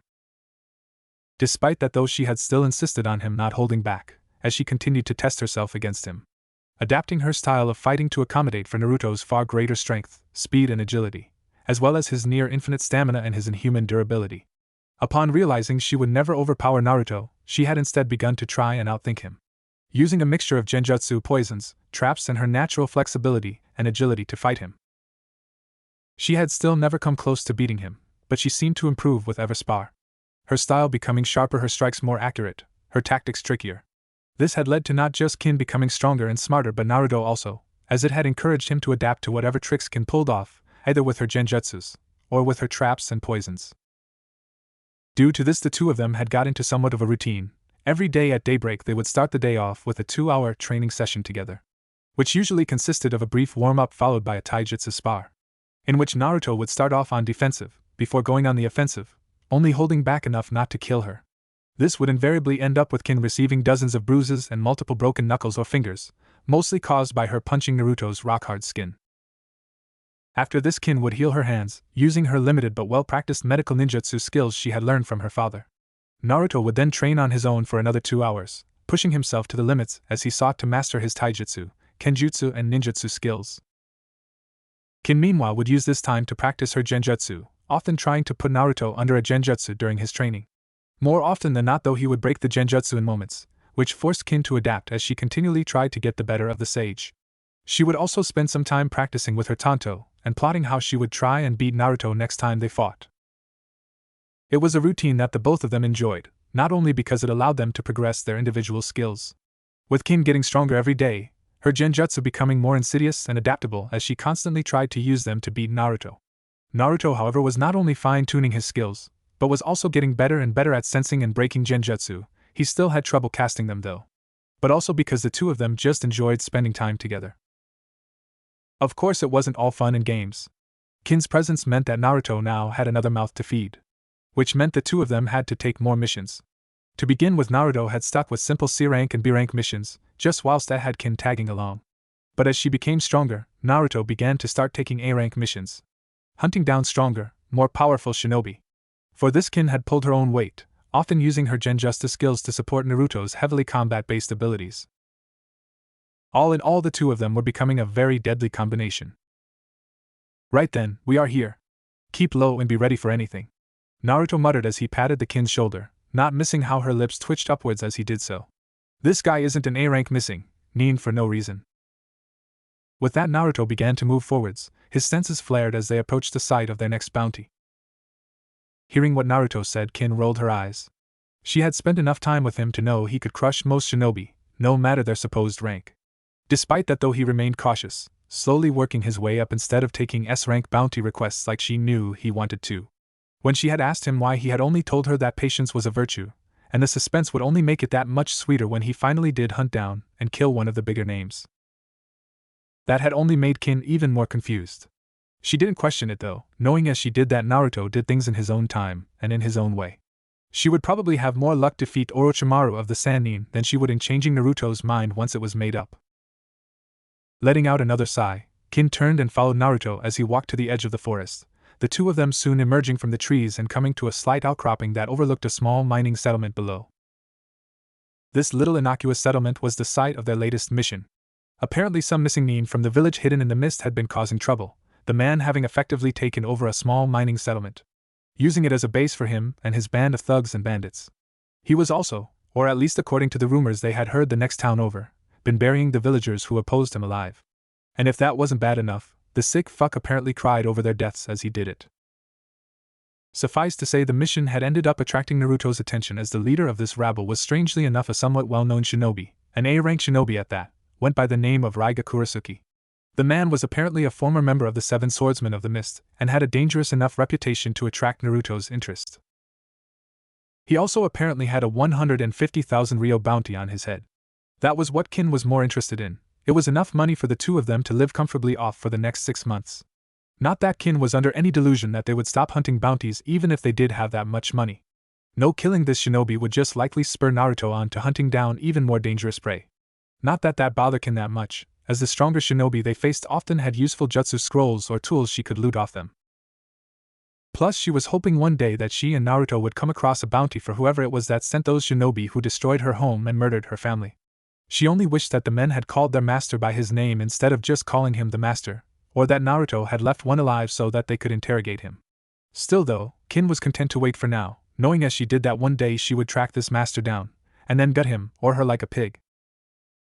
Naruto, oblivious to Kin's thoughts, continued forward, coming to a stop on the edge of the rock outcropping, his amber eyes lazily surveying the landscape before him. "How many do you count?" Kin asked as came to standing next to him, glancing sideways at Naruto as she did so, knowing his eyesight and senses were far better than her own. Naruto didn't respond at first, focusing as he counted the number of thugs and bandits in the small settlement. His senses spread out as he sensed the chakra within all of them, assessing the group to see whether they were more than the common thugs they appeared. Currently the bandits were overseeing a number of civilians, probably people local to the area, as they were forced to work, breaking up and collecting rocks from around the mine. Overall, none of them seemed that well armed, carrying with them a mixture of spears, swords and clubs, none of which seemed to be that good a quality. "Well?" Kin asked impatiently as she looked over at Naruto, before looking back down at the settlement. "There is around 11 bandits down below, none of whom are shinobi, and around 24 civilians." Naruto replied, his amber eyes narrowed as he leaned forward, his clawed hands resting on the rock outcropping in front of him as he surveyed the lower part of the settlement. Narrowing his eyes as he didn't sense the A-rank shinobi they had come here to hunt, Naruto then glanced up at a small collection of buildings built further up the mountain. The buildings were just out of range of his senses, but he was going to take a stab in the dark and say that this, Raiga Kurosaki, was somewhere further up the mountain. "I haven't been able to sense our target in the settlement below, it's all just common brigands down there." Kin scowled as she heard that, before she followed Naruto's gaze and saw the collection of ramshackle wooden buildings that were further up the mountain. "You reckon he's up there?" "It seems likely," Naruto replied shortly, standing up straight as he did, his hands clenching and unclenching as he stared at the settlement below. A thoughtful expression spreading across his face, as he looked from the small settlement below to the building built further up the mountain. He could see a path running up from the village. It looked to be the only path leading up there, other than that it was all sheer rock faces. But then again, for someone trained to use chakra, a sheer rock face wasn't much of an obstacle. "So what do you want to do?" Kin asked shortly as she saw him looking from the village to the buildings above, guessing what was going through his head. Personally, she would have preferred to attack He village, but she was still somewhat new to this and was content to follow Naruto's lead. "Do we attack the village, or do you want to try and sneak past?"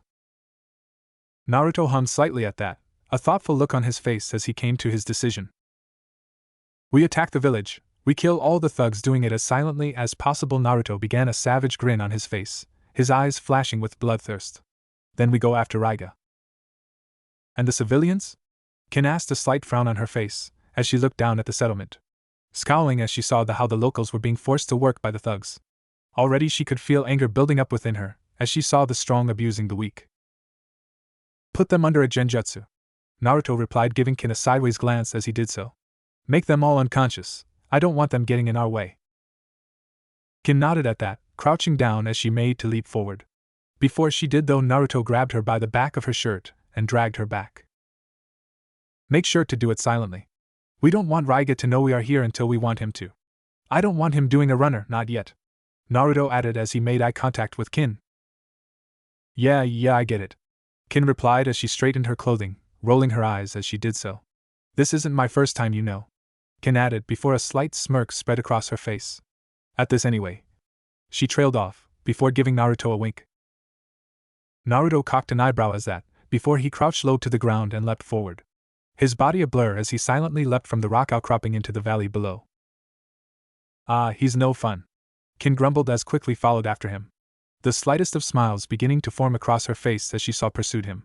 For all his feral appearance and ruthlessness, she couldn't help but enjoy her time with Naruto. She still missed her family. That was a hole she didn't think could ever be filled. But at the same time, she wasn't going to curl up and die. Naruto was part of the reason for that. Since traveling with him, she had found a reason to go on and to get stronger. She had found content in the routine she shared with him. She had also learned to be proud of the things she accomplished, and hunger for the excitement the hunt gave her. Naruto's lifestyle was very addictive. There was a freedom about it that being a part of a shinobi village would never compare with. Still, though, she wished she knew more about the silver-haired sage. She knew he was around her age, as surprising as that may be considering the fact he looked closer to 18 than 13. She knew he was raised in a forest by someone called Akela. She also knew he had mastered senjutsu. And that was about all she knew about him. Naruto wasn't the kind of person to talk about himself, and what little she did know was things she had wheedled out of him over the last 6 months. A slight frown passed across her face at that thought, before she pushed those feelings away. Instead, focusing on the task ahead, the both of them had just reached the outskirts of the settlement. Battle would soon be joined. Come on, hurry up! A short man, with a scruffy black beard and a mop of greasy brown hair shouted, a nasty expression on his face as he watched the villagers working. We aren't paying you for nothing, you know. The man followed this up with a loud laugh, something a number of his companions joined in on, as they passed around a wineskin. Pan. I don't think we're paying these guys. A tall, skinny man, with shaggy brown hair and a vacant expression on his face said. The now named Pan turned to glare at the other man, a look of annoyance prominent on his face. That's the point of the joke, dumbass. Oh. The other man replied, nodding his head as he did so, before he paused and let out a laugh. Good one, Pan. Pan shook his head as he saw this. Sometimes, Lee. Sometimes you're so fucking stupid, I swear it's a miracle you remember how to breathe. Ha! That's funny, Pan. The now named Lee replied with a guffaw. Pan's expression was blank as he looked at the laughing Lee. I wasn't joking. Can you two just fuck and get it over with? Another one of the thugs shouted up, taking his eyes off the toiling villagers as he did so. Otherwise Raiga will give you a funeral. That shut all of the men up, all of them shifting uncomfortably, their eyes shifting to the upper portion of the village, further up the mountain. Right you are. Pan replied uncomfortably, coughing into his hand before turning back to the villagers. You lot hurry up. Raiga wants the mine running faster. The villagers below grumbled a bit at that but otherwise increased their pace. They had after all seen the cruelty of the one they called Raiga. It didn't matter who you were, whether you were one of his thugs or a villager, if you pissed him off he would kill you. And your death would be long, drawn out and terrible. Come on faster, you lazy fucks! Pan shouted again, slamming the base of his spear into the ground to emphasize his words. He was about to speak again before he suddenly stopped, his eyes widening as he heard a faint whistling sound. Looking around, Pan's vision began to blur, even as the sound of whistle began to reverberate around his head. What? Pan tried to say, his head throbbing as his vision blurred even further. He soon stumbled to the ground, his hands slapping into wet mud as an overwhelming feeling of weariness came over him. All around the prone man the others were all similarly affected. Bandits and villagers all were falling to their knees, their heads throbbing and their gazes blurred. All the while the low whistling sound continued to sound out across the village. The sound was faint, barely audible, but even so it had succeeded in incapacitating nearly 40 people. You're getting better. Naruto spoke up, a look of faint surprise on his face as he saw all the disabled men and women around him. I know. Kin said, a slight grin on her face as she looked over at Naruto, the village once again becoming silent as she stopped whistling. Sound-based genjutsu, that was where Kin excelled. It was a talent she had first learned from her father along with standard genjutsu techniques, but had since developed whilst in Naruto's company. Using sound as a base for casting genjutsu was in her opinion somewhat of a niche technique, far more subtle than standard genjutsu techniques. Far more versatile too. It's not exactly silent though, is it? Naruto asked in amusement as he walked into the village, glancing briefly over at the incapacitated villagers, before looking over at the bandits. They were all beginning to recover. It was slow, but a couple were slowly pushing themselves to their feet. Kin shrugged in response, unsheathing her tanto as she approached one of the hunched-over thugs. Grabbing the disorientated man by the back of his head, Kin yanked him backwards, exposing his throat as she slashed her tanto across it, leaving a gaping bloody wound. I was as quiet as I could be. Besides, it was so quiet I doubt any of the ones up top will have heard. Naruto rolled his eyes at that, barely glancing down as he grabbed one of the thugs by the head and snapped his neck, barely straining as the man's spine let out a sickening crunching noise as his head twisted 180 degrees. You doubt it? That's the point I am trying to make. Some shinobi have enhanced hearing and might have heard you. You always have to be cautious, if not you could find yourself getting ambushed. Yeah, I get it, Kin replied as she thrust her tanto into the back of one of the bandits' skulls, felling him instantly. Glancing round, she noticed that the rest were nearly back on their feet, the villagers not far behind. Can you put the villagers to sleep? Naruto asked as he too noticed what was going on. Twisting around, his claws gleamed crimson as he tore through the throat of two of the bandits, before thrusting his hand through the chest of a third. Kin nodded as she heard him, pursing her lips as she began to whistle again, the tune very slightly different this time. The pitch was still quiet, but it was also notably several octaves higher, barely on the spectrum of human hearing. Though it was still on the spectrum of Naruto's hearing apparently, as she noticed him flinch a little as she whistled. Seeing this, she made a note to herself that high-pitched noises seemed to irritate him. It may come in useful the next time they sparred. She was still hoping to get a proper hit on him. So far she had only managed to strike his hands when he was blocking her. The instant Kin stared whistling again, the rest of the people in the area all froze. All of them freezing in place for a moment before their eyes rolled up into the back of their heads as they slumped forward, now all unconscious. Why didn't you do that the first time?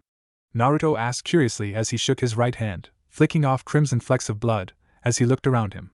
All the bandits were now dead, whilst all the villagers were passed out in the mud below. Well, it wouldn't be right if we killed those bandits in their sleep, Kin replied with a shrug as she wiped the blood off of her tanto, using the clothing of one of the dead men to do so. Before she wandered over to Naruto. Naruto shrugged at that. He could see her point. There was no sport in killing sleeping prey, then again neither was there much sport in killing disorientated men, but at least they had a chance. Not that the outcome would have been any different. No, Kin's genjutsu were deadly, even he had temporarily succumbed to some of them. It would take a skilled shinobi to throw off some of the more deadly ones from her repertoire. Right. Well, come on then. We need to head up and kill Raiga, Naruto said as he gave the area one more glance, before he began to head for the mountain path. His senses still flared just in case anyone attempted to spy on or ambush them. Kin hummed in response, looking around the area too, as she looked to see if there was any good loot she could take. Not that she expected much from a small, poor mining settlement like this. Seeing that there was none, she ended up turning and running after Naruto as he began to run up the mountain path, his movements fluid and silent. A few minutes later found both Kin and Naruto crouched on a rock outcropping, looking down at Raiga Kurosaki as he wept at a freshly turned grave, a number of his followers standing around him wearing funeral clothing watching the dangerous shinobi's theatrics. It seemed Raiga had gone ahead and murdered another person, burying them alive as a form of execution. It was truly a nasty way to go. Okay, so here is the plan. I go kill Raiga whilst you kill the others, Naruto said quietly, his eyes fixed on Raiga's back. Narrowed as he sensed not just Raiga's chakra, but another source that seemed to be attached to the swordsman's back. It was a person that much was obvious to Naruto, and judging by the way their chakra circulated through their body and into their eyes, it was a person with a Jujutsu. Which meant that this was going to be harder than Naruto thought, as from what little he knew of I-based bloodline abilities, they were a pain in the arse. He had heard about a couple of bloodlines like that, and all of them sounded like an annoyance. Still though, this might give him a bit of practice fighting against Jujutsu. They should be quite easy for you to finish off. Once you have done that, I want you to hold back. I want to test myself against this Raiga, see how my swordsmanship fares against his. Naruto continued, not looking at Kin as he continued to watch Raiga, making sure as he did that the two of them had not been noticed. Is that alright with you? Yeah, sure, do what you want. You go first, and then I'll follow, Kin replied, confident that she could take down the untrained bandits. As for letting Naruto handle the A-rank shinobi, well, she had no problem with that either. Naruto nodded at that, his amber eyes narrowing and his claws sinking into the rock at his feet as he prepared to jump. Without a sound, Naruto leapt forward, leaping several meters into the air before he rapidly descended on the group below. Behind him he could sense Kin already moving, the girl charging forward on foot, her tanto in one hand and her chakra already beginning to churn as she prepared to use a genjutsu. As Naruto descended, he took note of the fact that Raiga turned to face him, his eyes widening before an ugly sneer crept across his face. His hands already moving for his blades, as he made to unsheath them. Raiga already beginning to move as he jumped backwards. Naruto's eyes narrowed as he saw Raiga's actions. Even as he crashed into the ground, the impact making it crater at his feet. The instant he landed, Naruto lunged forward, straight away going on the attack, his blood burning in his veins. Raiga, however, had already moved away, his movements fast as he leapt back, putting some space between him and Naruto. The sneer on his face growing, as his dull red eyes met Naruto's glowing amber ones. The arrogance they held plain to see. "You don't know what you're getting yourself into, kid," Raiga snarled, setting his feet as he watched Naruto turn to face him, a feral grin spreading across his face, and his amber eyes gleaming with challenge as he surveyed the former hidden swordsman of the mist.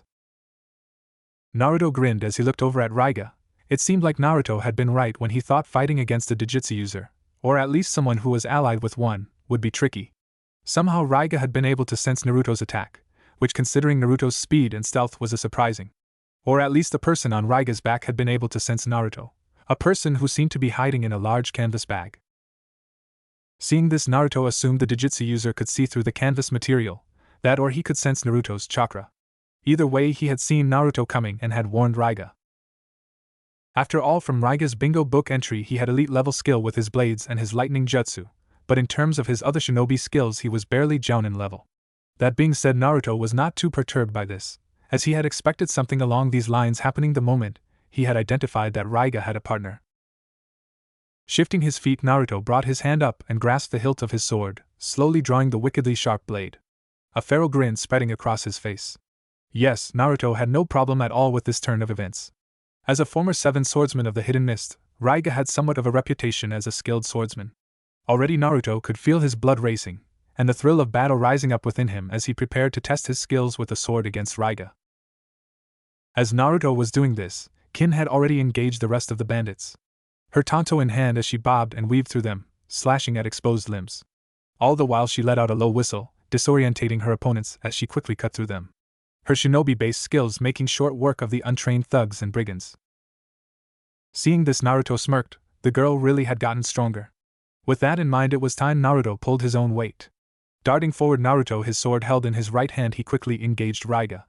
His amber eyes gleaming in excitement as he saw that the man had drawn his own blades, the Kiba blade. A set of finely crafted twin blades that sparked with lightning as he lunged at Naruto, straight away going for a decapitation. Naruto took a step back, his eyes narrowing as he felt the concentrated lightning chakra flowing through those blades. Dodging Raiga's first swing, Naruto then lunged forward, his blade a blur as he went for a downward slash at Raiga, which was followed by a swift set of rapid lunges and slashes, each strike flowing into the next as he began pushing Raiga back. Naruto's feet almost dancing across the ground, his blade a blur as he struck with both immense speed and strength, quickly overwhelming the slower and weaker Raiga. A snarl spread across Raiga's face as he faced this onslaught.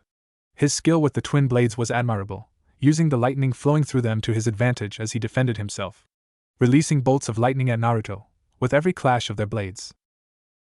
Not that this deterred Naruto, as his sword did not conduct Raiga's lightning, and the bolts Raiga did send out were easily avoided as he used the advantage Sage Mode gave him to sense the lightning chakra as it was released, giving him an almost precognitive ability to avoid Raiga's attempts to paralyze and shock him with the stray blasts of lightning. Undeterred by Raiga's counterattacks, Naruto took another step forward, taking a strong base as he parried away Raiga's Kiba blades. Before he darted forward with a swift lunge, his blade scoring a bloody wound on Raiga's shoulder. It would have impaled the man, but at the last second he had dodged, throwing his body to the side. Scowling as he saw this, Naruto once again scowled at the lump on Raiga's back. The moment before he had struck Raiga, he had heard a whispered warning being given to the man. It was because of this that the man had survived what would have been a crippling blow had it landed. Letting out a slight growl, Naruto rushed forward once again, engaging Raiga as he lashed out with his sword, making the man backpedal as Naruto buelled forwards. A look of frustration entering Raiga's eyes as he swung both of his blades sideways at Naruto, probably hoping to make him back off and give Raiga more space to compose himself. It didn't work though, as Naruto ducked down low, avoiding the wide sweeping blades and instead delivering a solid kick to Raiga's right leg, causing it to collapse under him before Naruto followed it up with a slash of his sword. Raiga only just managing to dodge as the blade cut through his clothing and bit into his skin, leaving a bloody trench running from his left hip to his right shoulder. Naruto then followed this up with a light kick to Raiga's chest that sent him staggering backwards, the kiba blades falling out of his loosened grip as he instead clasped the bloody wound on his chest. With Raiga staggering backward from his silver-haired attacker, Raiga clasped to the bloody wound across his torso, his eyes widening as saw his attacker stand up straight again. His sword held lazily at his side, and his amber eyes locked hungrily on Raiga. Seeing this, Raiga's mouth went dry, fear beginning to grow within him as he saw his opponent didn't even look out of breath. This foe was beyond him, he knew that much. He was faster, stronger and more skilled than him, Raiga could tell that. Just as he could tell the only reason he wasn't already was because this man, for whatever reason, was toying with him. Pushing his fear away for now, Raiga instead channeled his chakra to his wounds, stifling the blood flow and soothed the pain from the wounds as he did so. It was a temporary measure, but hopefully it would allow him to continue on long enough to at least escape this attacker. "What do you see, Ranmaru?" Raiga muttered as he took a step back, his eyes flickering to his kiba blades that lay in the mud behind his assailant, assessing the likelihood of recovering them. A soft voice replied back, the voice coming from the large backpack he had on his back. "Raiga, he's too powerful for you to fight.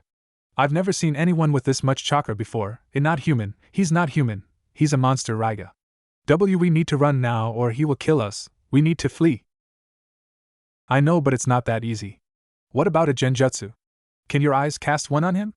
Raiga asked, his eyes narrowed as he tried to think up a strategy. Ranmaru was correct, whoever this was, Raiga was out of his league. And with the wounds Raiga had already suffered, he was unlikely to be able to fight his way out of this, which meant he would have to rely on Ranmaru using his Dijitsu to cast an irresistible genjutsu on the man. That should hopefully buy them enough time to grab the kiba blades and escape. But for that to happen, Ranmaru would have to make eye contact with the feral-looking man. Ranmaru made to reply, but before he could, his eyes widened and he instead shouted a warning to his friend, "Raiga, he's coming, get down." Raiga through instinct did what Ranmaru said, lunging into a low crouch. Just in time too, as he saw the man's blade slice through the air overhead, the air thrumming as it did so. Rolling to the side, he once again dodged as the silver-haired man's clawed foot slammed into the ground, followed by his blade. Rolling to his feet, Raiga looked up in shock, only to find himself looking at a set of glowing amber eyes. With Naruto. Naruto scowled as Raiga once again seemed to almost predict his attack.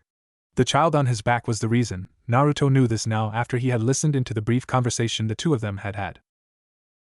His eyes too appeared allowed him to see Naruto's attacks even through the canvas covering the boy. Not only that, but from what Raiga said, they also seemed to be able to cast eye-based genjutsu. Naruto had never heard of a set of Dijitsu like this, but at the moment it sounded like some kind of cross between the Hyuga clan's famous Byakugan and the Uchiha clan's legendary Sharingan. Either way, it was powerful. Not missing a beat, Naruto leapt forward, his blade held at the ready as he once again engaged Raiga. The man avoided his first strike, and then his second. But his third struck Raiga straight in the chest, Naruto's 4-foot-long blade piercing through Raiga's chest and through the person on his back. Blood bubbled from Raiga's mouth as he looked at Naruto in surprise, confused red eyes meeting glowing amber. Naruto just gazed levelly at him for a moment, before he twisted his blade and wrenched it out of Raiga's chest. With a dull thud, Raiga collapsed backward, his eyes wide and vacant. "Well, you took your time." A glib voice spoke up from behind Naruto, prompting him to turn around and smirk at the waiting kin. Noting as he did the dozen or so dead bodies lying behind her, most of whom had their throats cut. "I was enjoying myself," Naruto replied with a shrug, idly reaching down and tearing off a part of Raiga's clothing before he used it to wipe the blood of his blade. "How did your fight go?" "It was easy, none of them had any real skills to speak of," Kin replied with a nonchalant shrug, her gaze instead resting on Raiga's dead body. "What about yours? Did he put up much of a fight?" "Not really, he was a mediocre swordsman at best, mainly relying on the kiba blade's abilities," Naruto replied in disappointment, glancing at the fallen blades that were lying in the mud a few feet away. The wielder of them might have been incompetent, but the blades themselves were powerful. Naruto would make sure to take them with him when he left. He also had a partner. "A partner?" Kin questioned, her brow furrowed in confusion as she scanned the area looking for another dead shinobi. Seeing this, Naruto shrugged before he used his foot to kick Raiga's body over, so it was now lying on its front. Kin looked over curiously at Naruto as he did that. Yeah, he had some kid with a set of Dijitsu on his back. The kid was able to see and read my attacks and was warning Raiga about them. Ended up making the fight longer than it should have been. Naruto replied absent-mindedly as he reached down and ripped the backpack of Raiga's back, the material tearing away to reveal a frail-looking boy on his back. The kid looked to be around 12 or 13 years old, with very apple skin and thin brittle-looking limbs. Not that that mattered, as the boy was dead, his eyes staring blankly straight ahead. A large bloody wound in his chest formed Naruto's sword. Turning his body, Naruto looked closely at his dead eyes, taking note as he did of the chakra that was slowly flowing out of them, his body no longer constantly providing it now he was dead. "This kid's Dijutsu," Naruto said with a frown as he looked up at Kin, noting the curiosity on her face as she looked at the kid's red eyes. It was some kind of variant of a Sharingan or a Byakugan, I am not sure. Either way, it allowed him to see through this bag in all directions and help Raiga in tracking my movements and predicting my attacks. It also apparently could cast Genjutsu, though I didn't see him dong it. "Poor kid," Kin said as she looked down at the boy, a bit of pity in her eyes. "Do you reckon Raiga forced him to help him?"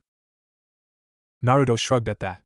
"Can't say for sure, but the kid seemed more than happy to help Raiga, or at least that was what I heard." Kin sighed at that before nodding. It was a shame someone so young had to die, but if he had been willingly helping a monster like Raiga, someone who buried people alive and took pleasure from it, then maybe it was better of that they were dead. "What do we do now?" Kin asked as she once again looked around the area, before looking back at Naruto. Naruto hummed at that, a thoughtful expression crossing his face, before he swung his blade up and down, decapitating Raiga's dead body. With that done, he then pulled a scroll from out of his coat pocket, unrolling it as he did so before he first sealed up Raiga's decapitated head for the bounty. Then he walked over and grabbed the Kiba blades, sealed them inside the scroll too. With that done, Naruto rolled the scroll back up and then shoved it into his pocket. With that done, Naruto then turned to Kin, a curious expression on his face. "Hey Kin, how good are your medical ninjutsu skills?" Kin frowned at this question, not sure where it was coming from, but answering it anyway. "They're decent enough. Why?" Naruto paused for a second, looking down at the corpses of Raiga and the Ranma for a second before looking up at Kin, a determined expression on his face. "Because I am going to implant those Dijutsu, and I want you to help." "With Kin?" Kin rolled her shoulder irritably, a scowl on her face as she looked around the heavily wooded forest she was currently in. It had been a month and a half since she and Naruto had taken down Raiga Kurosaki and cashed in his head.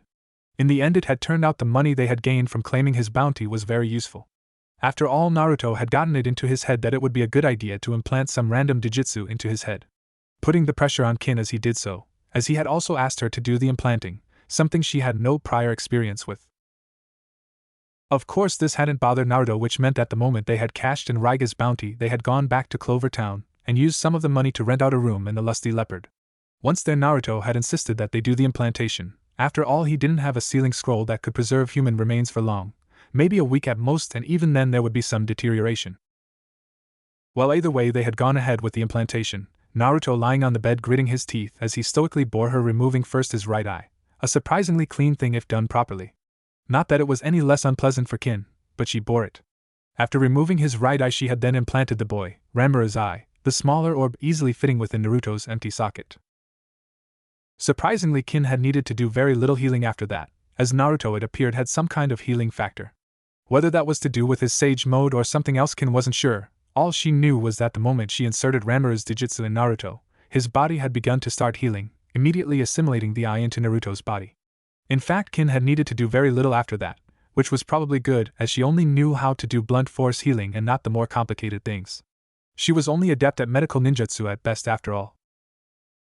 After she had done the first eye, the second one had been just as easy, though still a less than pleasant task. No, the implantation of the Dijutsu had not been that bad, it had been quick and relatively painless. It was the part after that had been a pain. When Naruto had sat up after his healing had finished, he had become very, very disorientated. At first he had struggled to control the eyes, as he now found that he could see through walls and could in fact see chakra, an effect that was only made worse by the fact he could also censor chakra due to his sage mode, as now his senses were being totally overloaded.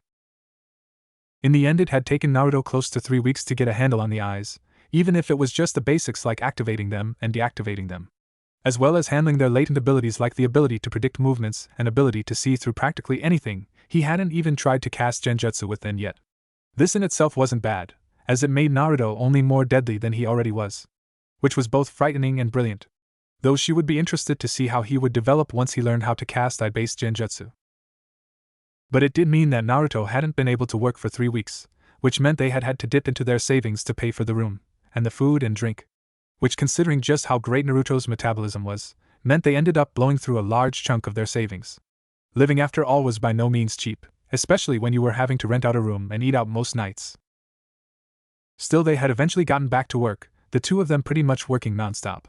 Naruto wanting to master his new eyes as fast as he could, so that he could begin to hunt down larger prey. Which basically meant that he was feeling antsy and wanted to try his hand against stronger shinobi, i.e. high A-class and S-class shinobi. It was because of this that Kin currently found herself crouched on the branch of a tree, her muscles feeling sore after having spent the last 2 weeks constantly taking on missions. All of which were part of a military campaign that they had been hired to assist with. Naruto, through his mercenary contacts at the Lusty Leopard, had gotten them what at first had seemed like a pretty sweet gig. They had been hired alongside another few dozen mercenaries, bounty hunters, exiled samurai, etc. by the daimyo of the Land of Woods to help him liberate the Land of Woods from some kind of enemy shinobi incursion. As apparently a group of mysterious shinobi had been causing a ruckus, and he had somehow found out, and now wanted them gone. Suffice to say, when Kin had first heard of the mission, she had been excited. After all, this might have given her some leads as to who had been the master of the shinobi who had murdered her family and kidnapped her. So far, though, she had had no luck. The few enemy shinobi she had managed to ensnare with her genjutsu had died before they talked. They had some kind of seal on their tongue that stopped them from giving away information. It was something that neither Kin nor Naruto knew what to do about. It had been frustrating for Kin, which had only made the weeks on non-stop fighting and missions even more annoying. Mostly what she and Naruto did was protect the daimyo's soldiers from the skilled shinobi, who a missing nin who had worked with them had called roots. Apparently some former Konoha Black Ops group who were supposed to have been disbanded decades ago, but obviously hadn't. Either way, whilst Naruto, Kin and the others protected the main army, the daimyo's elite group of chakra-trained samurai and normal soldiers methodically destroyed the root bases with massive amounts of explosive notes. Naruto, Kin and the others taking on the root shinobi, whilst the rest of the army fought the bandits that the root ANBU had stirred up and equipped. Kin had to admit that the root ANBUs she had fought were skilled. More than once she had been put on the back foot, having to struggle as she found herself fighting against multiple, quickly moving silent opponents. In the end, though, she always triumphed, her well-honed genjutsu skill allowing her to disorientate them long enough for her to strike them down with her tanto. Others amongst them, though, had not been so lucky. Of the 30-odd mercenaries the daimyo had hired, at least 20 of them were dead now, and another couple had left claiming the mission was too dangerous, or not worth the money that was being offered. Of course, whilst Kin and the others struggled, Naruto did not seem to have the same problem, bulldozing through any root shinobi stupid to get in his way. None of their attacks being able to keep up with his speed, durability, and his new ability to predict attacks. His constant use of the eyes, which his unique healing factor had seemed to seamlessly assimilate, had gotten so fluid he had become an almost unstoppable juggernaut. Kin was soon broken out of her memories by the call of one of the samurai that served in the Land of Forest's army. His sudden shout almost catching Kin by surprise, as she had been stoically gazing out at the surrounding forest acting as one sentinels. A job Naruto had volunteered her for, claiming it would help fine-tune her sensory skills. Of course, what he had meant actually was that he didn't want to sit on a branch all day, and so had instead volunteered her to do so he wouldn't have to. Suffice to say, she would get him back for this. "Hey, Kin! Zaji wants to see you in the command tent. Naruto is already there," Suzaku shouted up to her, the brown-haired samurai not knowing the meaning of subtlety, as he stood below the tree wearing his bulky green samurai armor, smiling up at her as he casually gave away her well-hidden position. Rolling her eyes in irritation, Kin repressed the urge to snap at him, knowing as she did that he didn't know any better, and her taking out her irritation at her weariness on him wasn't fair. No, that was what Naruto was there for. Though knowing the sage he likely wouldn't notice or care, which took away most of the satisfaction, not all of it though. "Thanks, Suzaku. I'll go find Naruto and see what he wants," Kin replied as she rolled her shoulder again before she leapt down from her perch in the tree, falling the 15 feet to the leafy ground without a sound. After which she proceeded to sweep past Suzaku and into the camp, easily wending her way through the rows of tents and occasional patrols as she headed for the main tent in the center of the camp where both Naruto and Zaji, the commander of the daimyo's army, were waiting. With Naruto grumbling irritably, Naruto once again turned to look out of the tent, his amber eyes turning red as he activated his Dijitsu, allowing him to see through the thick canvas and through another 20 or so tents. A slight smile passed across his face as he saw Kin approaching, his attractive partner confidently moving through the crowds and tents as she approached the command tent. The girl was quite comfortably wearing a cuirass and right pauldron she had taken from a dead samurai, over the top of her mesh undershirt, and her black overshirt. Her now knee-length silky black hair now plaited and fell down her back. Her tanto was still belted to her waist along with her kunai and saban pouches. A confident look was also present on her face as she walked through the camp of older and more experienced soldiers and samurai, not at all daunted as she knew herself to be on the level or higher. Cutting off his chakra to his eyes, the glowing red color faded to his usual amber color, signifying that he was still using his sage mode. It appeared that even though he had replaced his eyes with those of another, they were still a glowing amber, unless he activated his Dijitsu, at which point they became a glowing red color. This was no doubt due to the fact that the vulpine features, Claw's shaggy sliver hair and amber eyes were all features brought about by his constant use of sage mode and his connection to the direwolf clan through their summoning scroll, to the point at which it had permanently begun to mutate his body. Not that Naruto was complaining, he always thought his amber eyes were badass. Far more striking than the baby blue color they had been in his youth, before he had begun training to be a sage. They certainly added to his intimidation factor, something that was useful when it came to corralling prey. Turning back to Zaji, a very tall, heavy-set samurai in his early 30s, a mass of muscle and power clad in incredibly ornate sliver armor. Not that his size really bothered Naruto, as he instead gave the impatient-looking army commander a bored look before saying, "She's just coming." "Good," Zaji replied impatiently, not bothering to ask how Naruto knew. Naruto was an odd one, not that that bothered Zaji. As long as he could fight and obey orders, that was all that mattered, and Naruto could surely fight. The man was an absolute monster. Obeying orders, though, he was not quite as good at that. Still, though, as long as the daimyo kept the money coming and Zaji phrased his commands the right way, they made do. Still, though the man could be a pain in the arse, he refused to do solo missions and always insisted on bringing his partner Kin along. Not that that bothered Zaji. The girl was formidable in her own right, plus she was a lot easier to deal with than the brusque and stubborn Naruto. The fact she was quite the looker was only a bonus, though considering he had seen Naruto rip a shinobi's spine out with his bare hand, he might keep that opinion to himself. A minute or so later found Kin entering the command tent, sweeping past the two samurai who guard the tent entrance without stopping. Instead, she just walked up to where Naruto, Zaji, and a couple of others were waiting around a table covered in maps. Idly sidling in next to Naruto, making sure to jam her elbow into his ribs as she did so. Not that Naruto showed any sign of noticing. Instead, he just gave her a faint smile, his sharp canines just poking out from the bottom of his lips. A smile that grew when he saw the sour face Kin gave him, no doubt a bit pissed off that he had volunteered her to sentry duty. To be fair, though, he had wanted to sleep, whilst she had insisted on training. Kin having wanted to try and practice her genjutsu on someone with Dijitsu, even if the two of them didn't know the full capabilities of the ones Naruto now carried. Normally Naruto would have humored her. After all, he always did love a good fight, even if it was a spar. Unfortunately, though, he had just come back from a brutal mission and was looking forward to a nap. Hence the fobbing her off and making her sit on a branch staring out at the forest for 3 hours. "So what's the new job?" Naruto asked bluntly, cutting straight to the chase now Kin was here. Already impatient to get on with it, he had rested and was now completely re-energized, and now Kin was here, there was no more need to wait.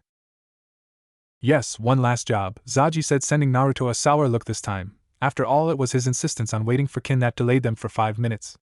Still, though, he didn't see the point in getting into an argument over something so trivial, especially with someone so prickly and stubborn. "We are currently this close," Zaji continued as he held up 2 fingers not even an inch apart to signify just how close they were, to purging those accursed rude shinobi from the land of woods, thanks in no small part to you too. But their last base is heavily defended. Too heavily defended for any of my men, and probably even you too. That's why I've hired some more outside help for this one. He came highly recommended as a demolitions expert from a good friend. He should be joining us shortly." With that said, Zaji strode out of the tent, the others following him as it appeared he was going to meet this new hire. Naruto's eyes narrowed as he heard how Zaji had hired more help. After all, he was pretty confident he and Kin could deal with this last base. Still, though, as long as the daimyo kept paying, he would deal with it. After all, this was just a job to him. He had not special connection to this country or these people. They were just clients, and would remain so until the job was done. A few moments later, Naruto suddenly frowned, his eyes flashing red as he channeled chakra to them before turning around, his brow furrowing even further as he sensed something strange approaching. His sensory abilities, courtesy of his sage mode, were pretty considerable, not quite on a par with the Toad sages from what Akela had told him, but far better than those of a normal sensor shinobi. The chakra he was currently sensing was unlike anything he had ever felt. It was clearly human in nature, but was shaped vaguely like a bird. A very large bird.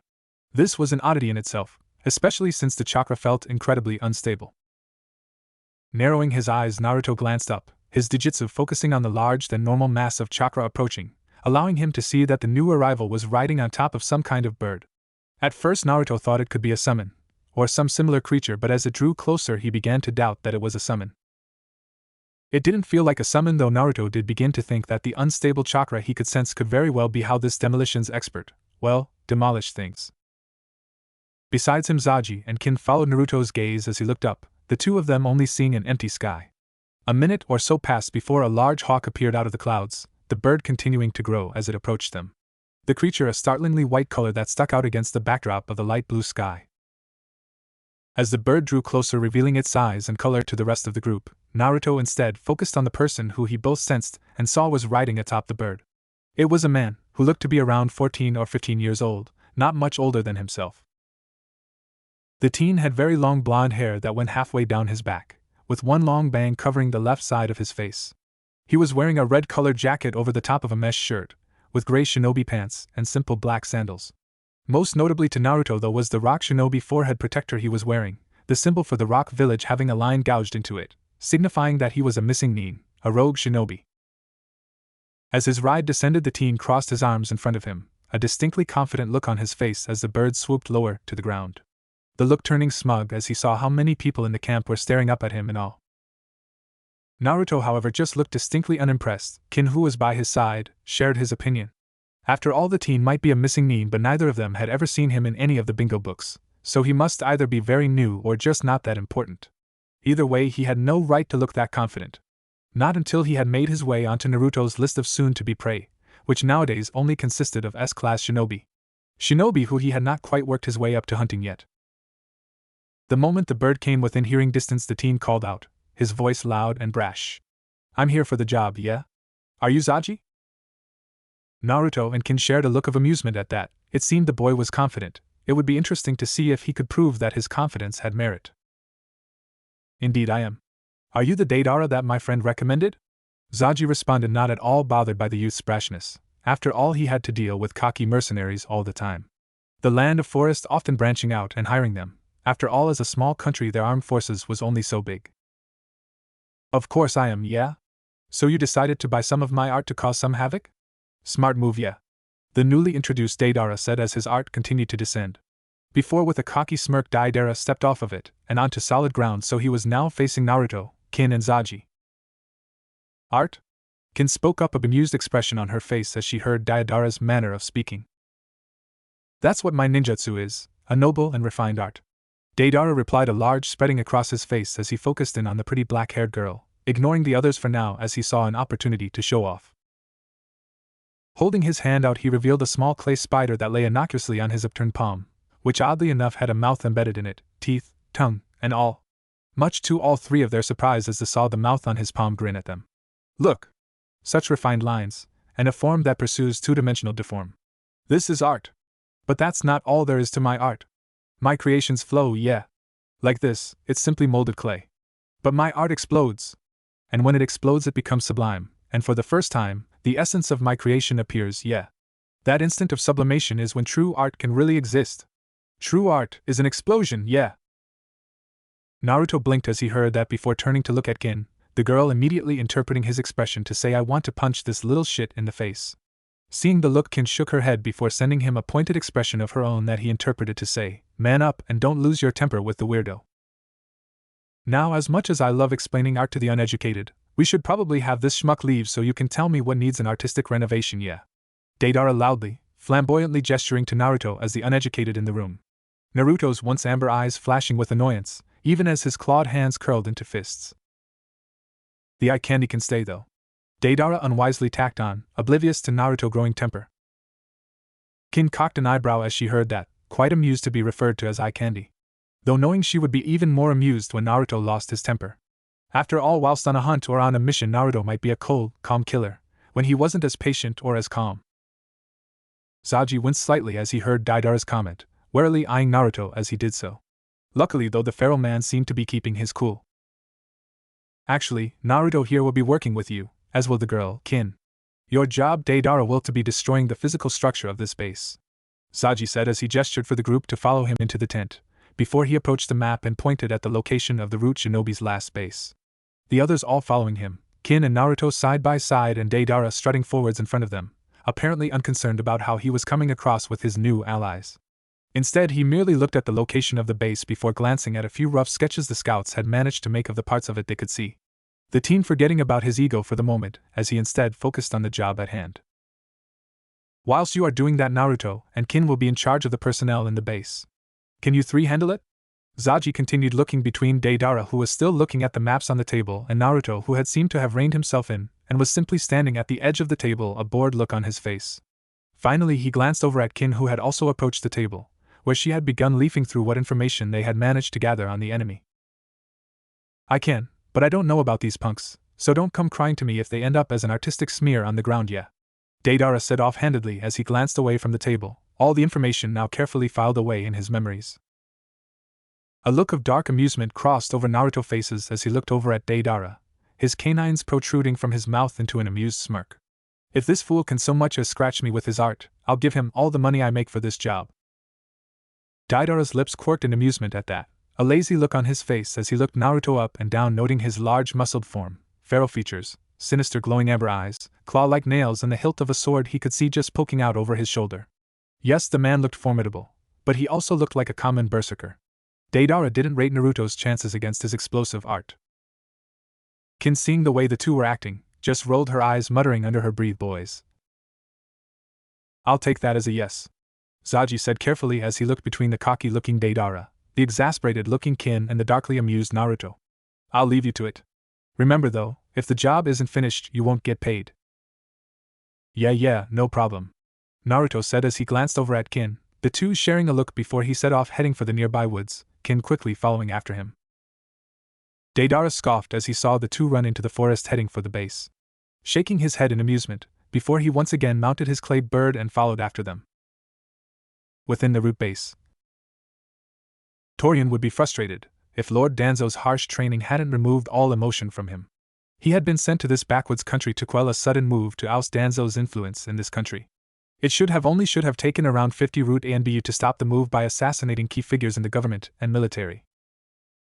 The daimyo's army didn't even have a single shinobi among them and barely 100 samurai. Most of the troops didn't even know how to use their chakra, and the ones that did were weak and only used bastardized techniques that had been scavenged from the shinobi villages. Against a trained and experienced shinobi, the forces were paltry. After all, Lord Danzo had ordered Torian and Fu to personally wipe out any powerful groups that could resist them, when they had first begun to extend the root organization into the land of forests. No, Lord Danzo's elite root ninja were currently fighting samurai, mercenaries, and common soldiers, and worse still, they were losing.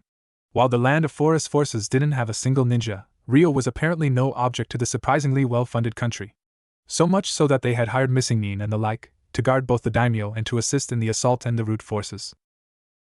Torian couldn't even be angry at the Missing Nin that the Land of Woods had hired, both because he literally couldn't, and because even Missing Nin had to earn money.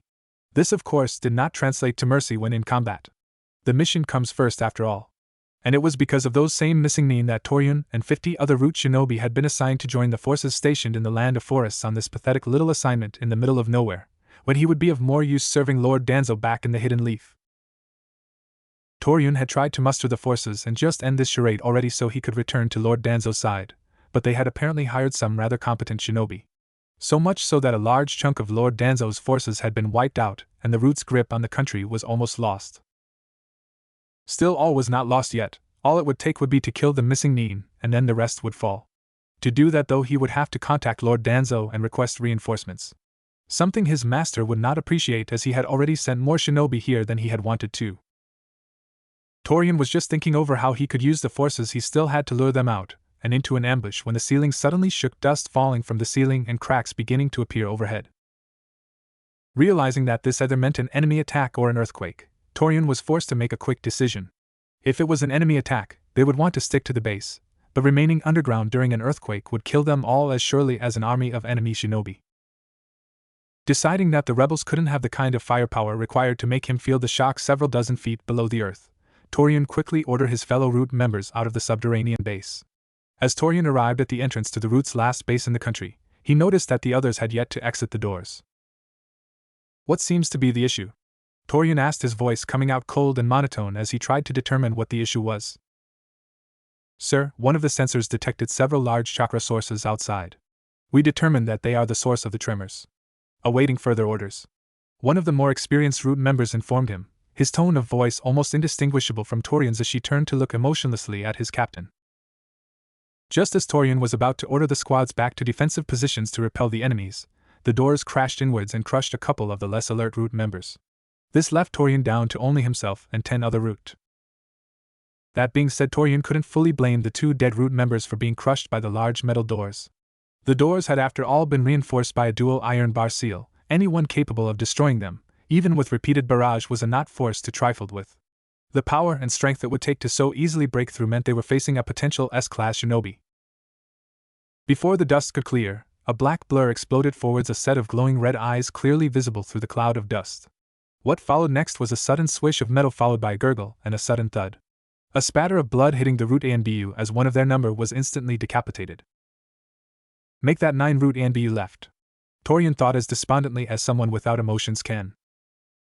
The other root ANBU reacted instantly, 3 of them weaving through hand seals before bringing their hands to their mouth and sending forward a wave of fire at the entrance. The others all moving back and preparing for battle, taking note of the narrow corridor they were currently in. Not that this did them any good, as a figure suddenly barreled through the intense flames, seemingly not affected by them, as he instead collided with the 3 shinobi. A clawed hand tore the throat out of the first shinobi, a blur of black metal cleaved another in 2, and the third shinobi received a clawed foot in the middle of the chest, shattering his ribs and pulverizing his organs. In a matter of moments all 3 of them were dead. Torian, seeing this, calmly raised his fist before commanding his men to retreat back into the base. This was a powerful opponent. The root shinobi did not excel at facing powerful opponents straight on. They were trained to be true shinobi after all. They were suited to fighting in the shadows using speed, skill, and subtlety. The dark corridors deeper within the base would be much better terrain for them to face down and kill this new foe. Torian himself also retreated deeper into the base, despite the fact that he knew that no matter how strong the individual was, one touch would be enough to end him. With that in mind, Torian shed his gloves and shirt, his skin taking on a vibrant shade of purple, not exactly as stealthy as one would like for a profession based on sneaking around, but its effectiveness more than made up for it. One touch of the venomous insects crawling over his skin would put down any enemy.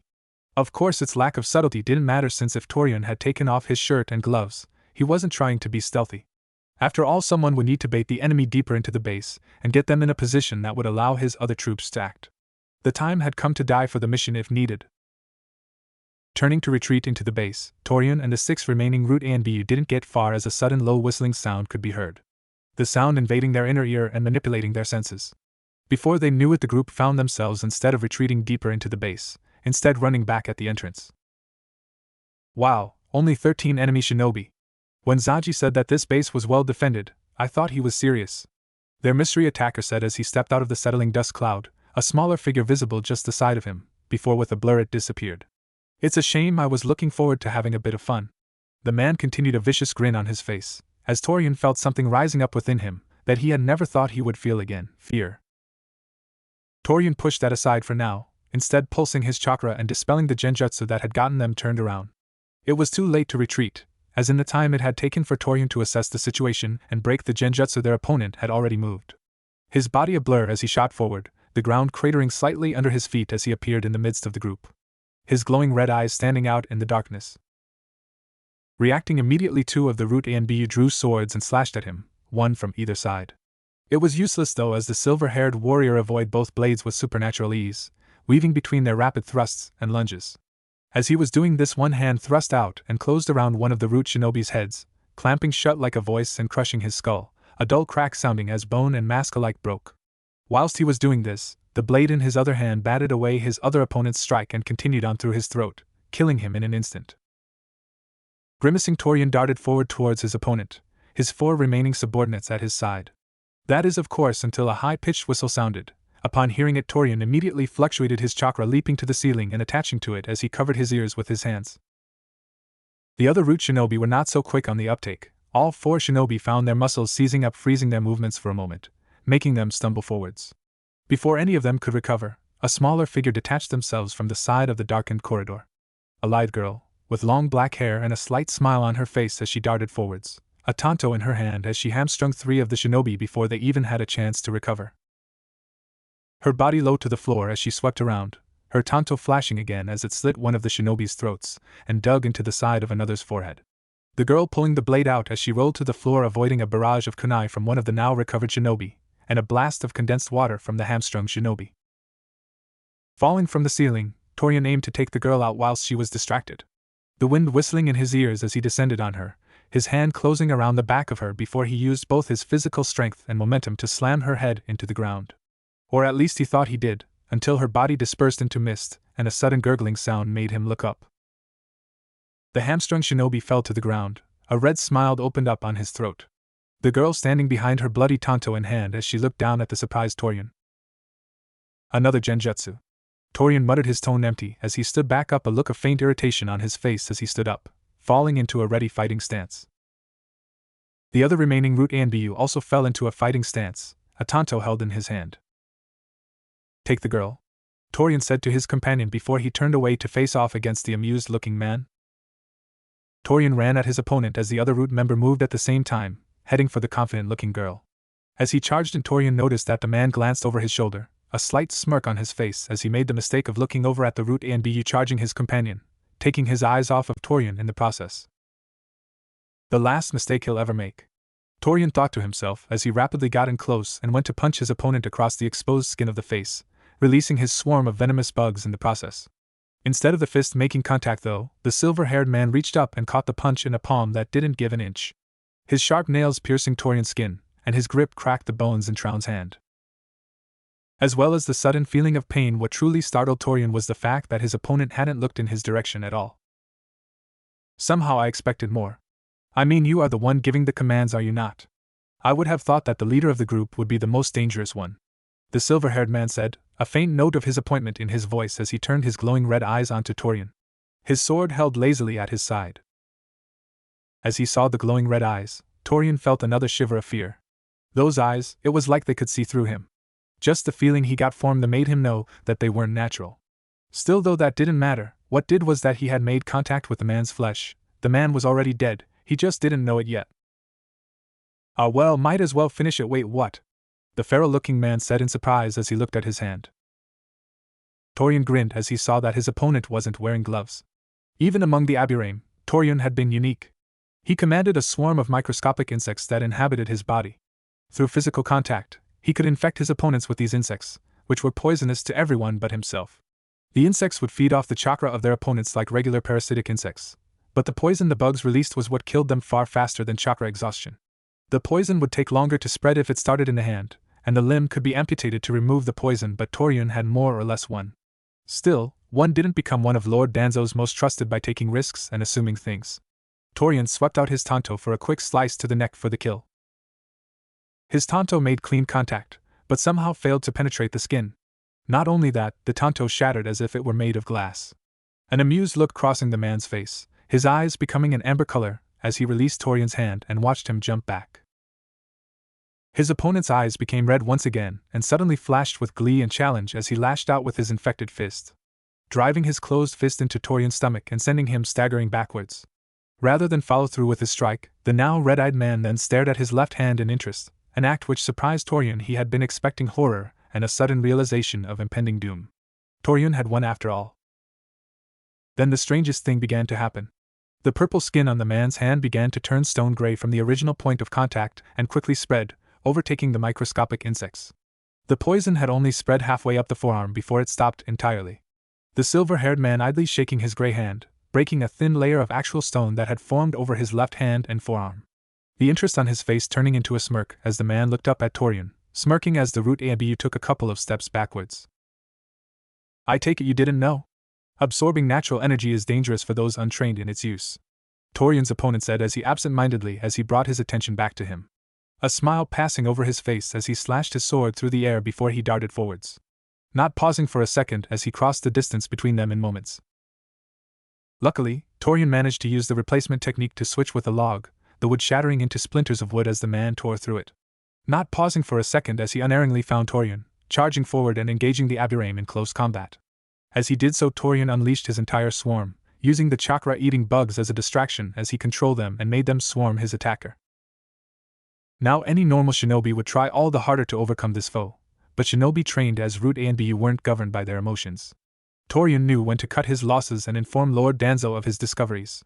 Torian performed the body flicker technique to put as much distance between himself and the much stronger rogue shinobi that had attacked the base and butchered the rest of Torian's team. He had put enough distance between himself and the base that he felt safe tree jumping instead of using the body flicker. He was glad. The body flicker was known to aggravate injuries received. After all, he had a number of broken bones and damaged organs from fighting that monster of a shinobi. Torian didn't even wait long enough to see his fellow root shinobi cut down like a dog, the man's female opponent idly cleaning her blade as she stood over his dead body. Nor did he see the flash of irritation that passed through the silver-haired man's eyes as he fought through the swarm of toxic chakra-eating bugs. No, instead Torian leapt into the surrounding forest, swiftly moving from tree to tree. As he did so, he was surprised to notice a large, white spider on one of the tree limbs he jumped past. Almost as if it responded to him noticing it, the spider jumped from its perch and latched onto his face. Right before the spider exploded, Torian heard the last words he would ever hear. "With this, become art. Katsu." A few minutes later, an amused smirk passed of Daidara's face as he looked down at the last of the root shinobi. The one who had tried to flee only to have his head blown to pieces by his art. Looking up from the man's ruined remains, he instead looked over at the shattered remains of the enemy's base.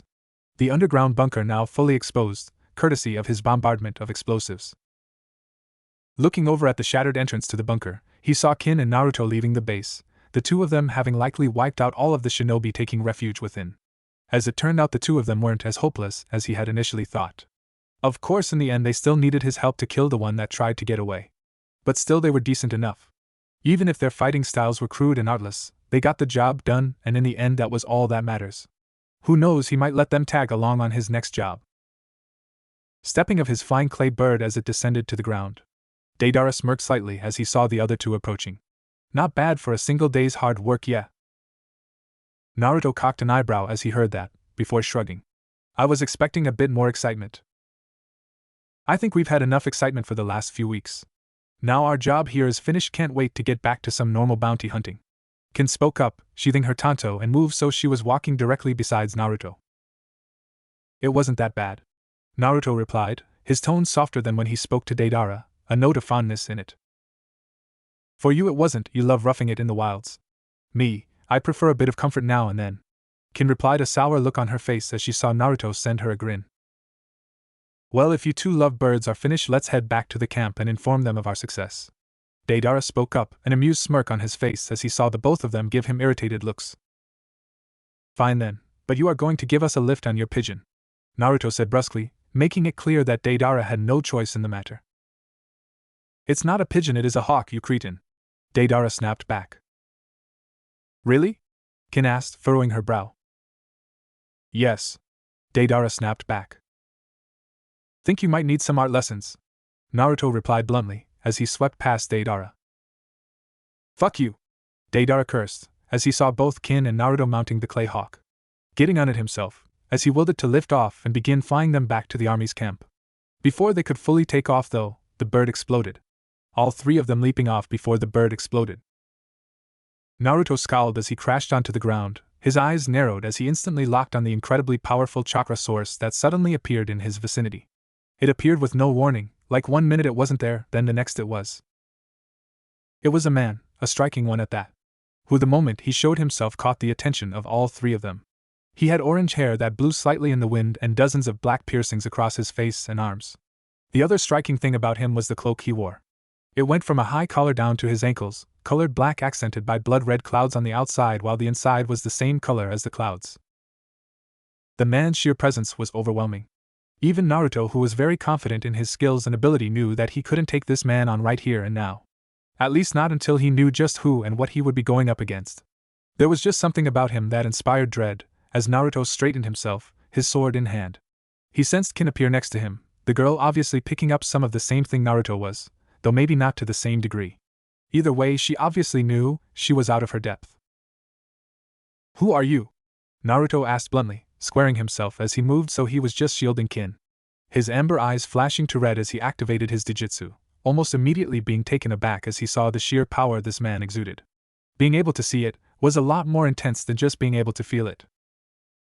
The orange-haired man looked Naruto in the eyes as he heard that, revealing to Naruto for the first time the purple ripples that his eyes seemed to be made of.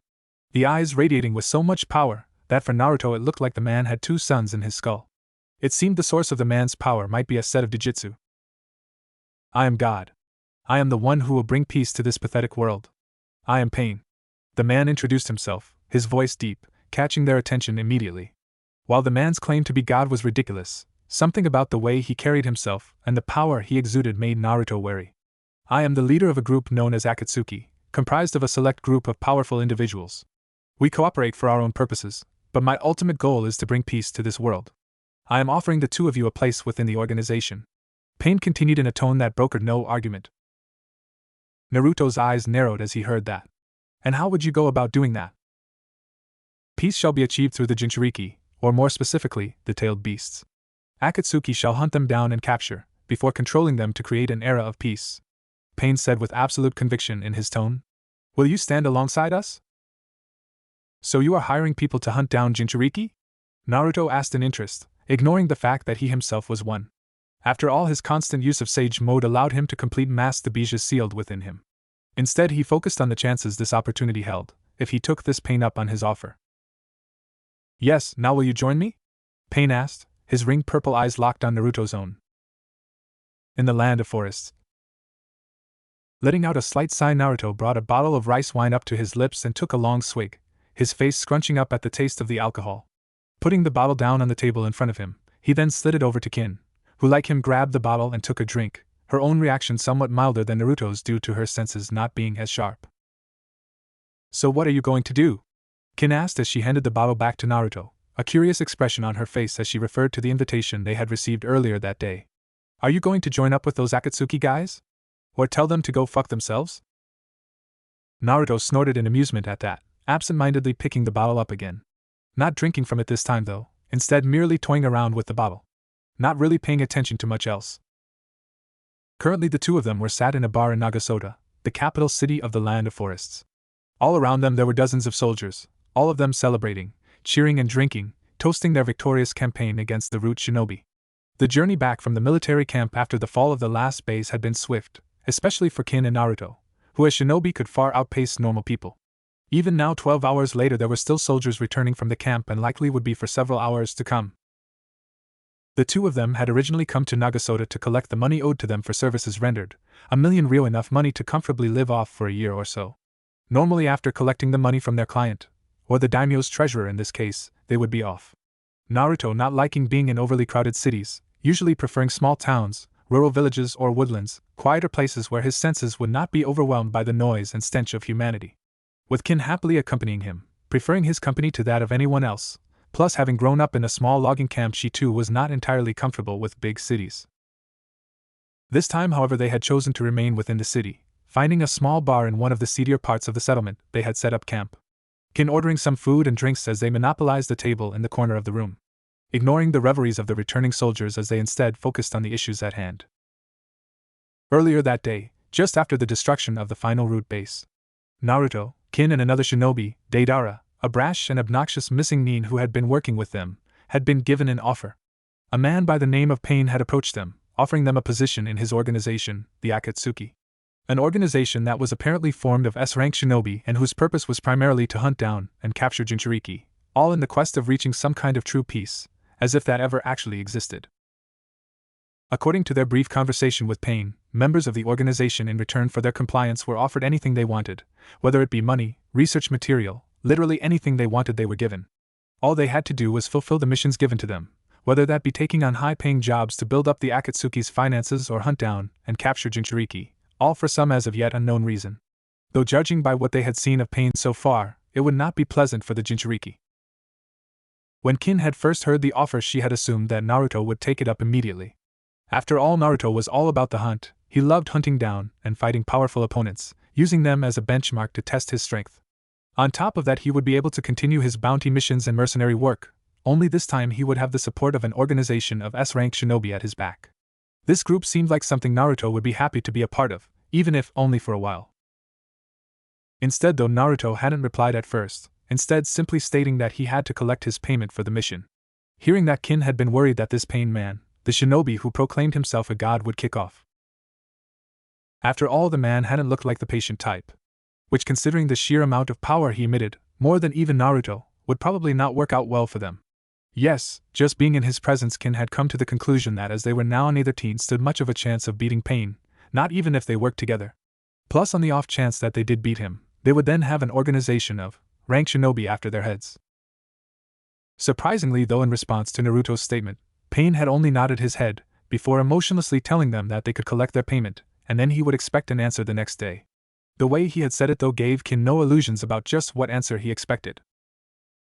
This was why they were here, hidden away in a dark and shady bar, drinking, because tomorrow they knew that Naruto would have to give Pain his answer. Their other companion Deidara, he had not been anywhere near as cautious as the other two. After hearing just a brief description of what the group was about, he had signed up, declaring it an opportunity to hone his skills and show the world just what true art was. Pausing for a second after hearing Kin's question, Naruto eventually replied, a slight frown etched on his face as he turned to look at her. His amber eyes trailing down Kin's lithe form before coming to rest on her face, looking into her eyes as he simply shrugged. I'm not sure. Kin paused as she heard that, a look of concern passing across her face. In the time she had known Naruto, he had never once shown a moment of doubt. He was always sure of himself, making decisions quickly and then sticking with it come what may.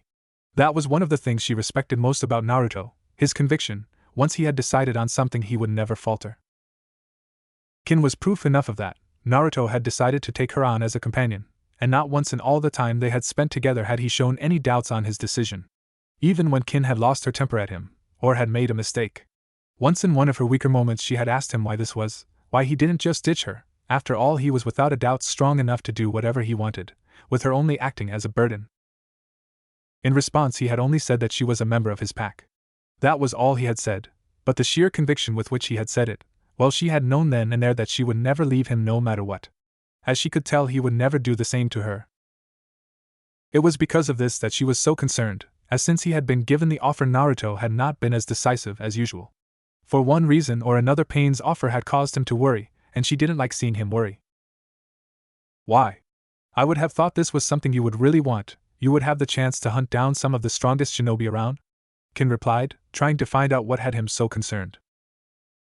That's true. Naruto replied with a nod of his head, putting the bottle down and absent-mindedly looking around, noticing as he did that there was a large circle of space around them. Naruto's baleful presence having scared off any revelers. Kin waited for a moment, and when it didn't look like Naruto was going to continue, she rolled her eyes. So what's the problem then? Why are you so concerned? Kin pressed, her dark eyes on Naruto, noticing as she did that his own amber eyes had shifted to a glowing red, showing that he was now using his Dijutsu for some reason. Glancing around the room, Naruto then turned his attention back to Kin. A strange expression on his face as he considered what he would say next. As he was doing this, he was thinking himself about just what he would do. A part of him wanted to join the Akatsuki. He could hone his skills tracking down Jinchuriki plus fighting the village shinobi who would no doubt try and protect their prized weapons. On top of that, it would give him an opportunity to check out some S-rank shinobi, allowing him to assess their skills in case he ever decided he wanted to fight them. Already he could feel his blood pumping faster at the very thought. Ever since he had first left the Black Forest and heard of the existence, he had wanted to track down and fight an S-rank shinobi. The strongest of the strong. On the other hand, though he was a Jinchuriki himself, although the Nine Tails' presence was fully masked by his constant usage of Sage Mode, that didn't stop him from being what he was. This meant that if the Akatsuki were capturing the tailed beasts, then they would need the Nine Tails, and Naruto was not about to let himself be captured. This meant that if Naruto did join the Akatsuki, he would be in constant danger of being discovered. This gave Naruto two options. The first was that he could join the Akatsuki and track down other Jinchuriki, honing his skill as he did so, all the while hiding his own status as a Jinchuriki. With his abilities, Naruto was very confident that he could hide the existence of the Nine Tails, and if anyone ever did find out by then, he hopefully would be strong enough and knowledgeable enough about the other members by then to kill them if they threatened him or Kin. That was his first option. His second option was to reject the offer entirely and hope for the best. If he did that, he strongly suspected that Pain wouldn't accept his rejection and would attack him and try to kill him. After all, the Akatsuki were going after the tailed beasts. The creatures were incredibly powerful weapons wielded by the most powerful of the shinobi villages. It was likely that this Pain would want to keep his group's existence a secret for as long as he could before revealing himself. This meant that there could be no loose ends, so either Pain would try to force Naruto into joining, or he would attempt to silence him. At the moment, Naruto knew he would lose if he faced off with Pain. Naruto wasn't exactly sure why, but something about the man worried him. It wasn't just the sheer amount of power he exuded, no, it was those eyes he had. Just looking into them, Naruto knew he would not be able to defeat the man, not yet, not until he knew more about his abilities. Not that Naruto was about to voice these concerns out loud. After all, he was being watched and had been since he had left Pain's presence. He didn't know what it was, but something was watching him. His digester had picked them up. What they were, though, he had no idea. It didn't look human, but nor did it look or feel like anything he had ever seen before. Even now, as he and Kin sat here drinking, he knew the creature was watching them, potentially listening into their conversation. More than that, whatever it was would likely report everything it had seen and heard to Pain, meaning Naruto would have to watch what he says. Which was something Naruto didn't like doing at all. Still, for the sake of Kin and himself, he had to do it. Letting out a sigh, Naruto knew his only real choice for the moment was to adapt and survive. His decision made Naruto turn to look at Kin, a slight smile tugging its way across his face as he noted the well-concealed concern on the girl's face. Shaking his head, Naruto finally replied, "I don't like the idea of joining, but somehow I don't think we have much of a choice." "You picked up on that too, did you?" Kin replied dryly, taking the bottle from Naruto and having another swig. "I say we join up, make a ton of money, and then get out when we can." "You're saying that like you think they will let us leave?" Naruto replied in amusement, almost certain that this is the kind of group that one does not simply leave. Not that it would stop Naruto from trying if he found he didn't like it. Kin shrugged at that, not sure what else to say. She couldn't really see a major problem with joining up. It would give a bit more purpose to their lives than just roaming around the different countries taking mercenary jobs and hunting bounties. Then again, she knew that joining up would mean there would now be some restrictions on them, as although they would be able to do as they pleased, they would be assigned missions occasionally that they would have no choice but to take. She knew that that would grate on both her and Naruto. Still, to Kin it seemed that the pros outweighed the cons, or at least they did at the moment. Before anything else could be said between them, they were interrupted by the unwelcome sight of Deidara walking into the bar. The blonde-haired teen now wearing a knee-length black cloak with red clouds on it as he swaggered forwards, his long blonde hair standing out against the darkness of his outfit. Looking around the room as he entered, Deidara quickly locked on to where Naruto and Kin were sitting, a smirk passing across his face at the sight of his two former companions. Turning, Deidara began to approach them, ignoring the scowl on Naruto's face as he instead waltzed forward and took a seat on their table without a care in the world. "So still sulking in here, yeah?" Deidara said, a grin on his face as he looked over at Naruto, before turning to look at Kin. "Ever think about ditching the savage and hooking up with a real man?" Kin rolled her eyes as she heard that, easily shrugging off Deidara's clumsy attempt at flirting. He was not the first guy to try it on. Over her time traveling with Naruto, a number of men had tried it on with her.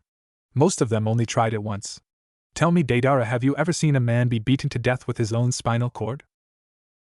Deidara frowned as he heard that, a look of confusion passing across his face. "What, no, why did you ask something like that?" Kin smiled sweetly as she heard that, her louder than normal comment having attracted the attention of more than Deidara as a number of other patrons looked over at her. Noticing her dark eyes, pale flawless skin, raven-colored knee-length hair, and sharp striking features. "Because the last guy to try it on with me, well, the last time a guy attempted anything untoward with me, Naruto ripped his spine out and flayed him to death with it."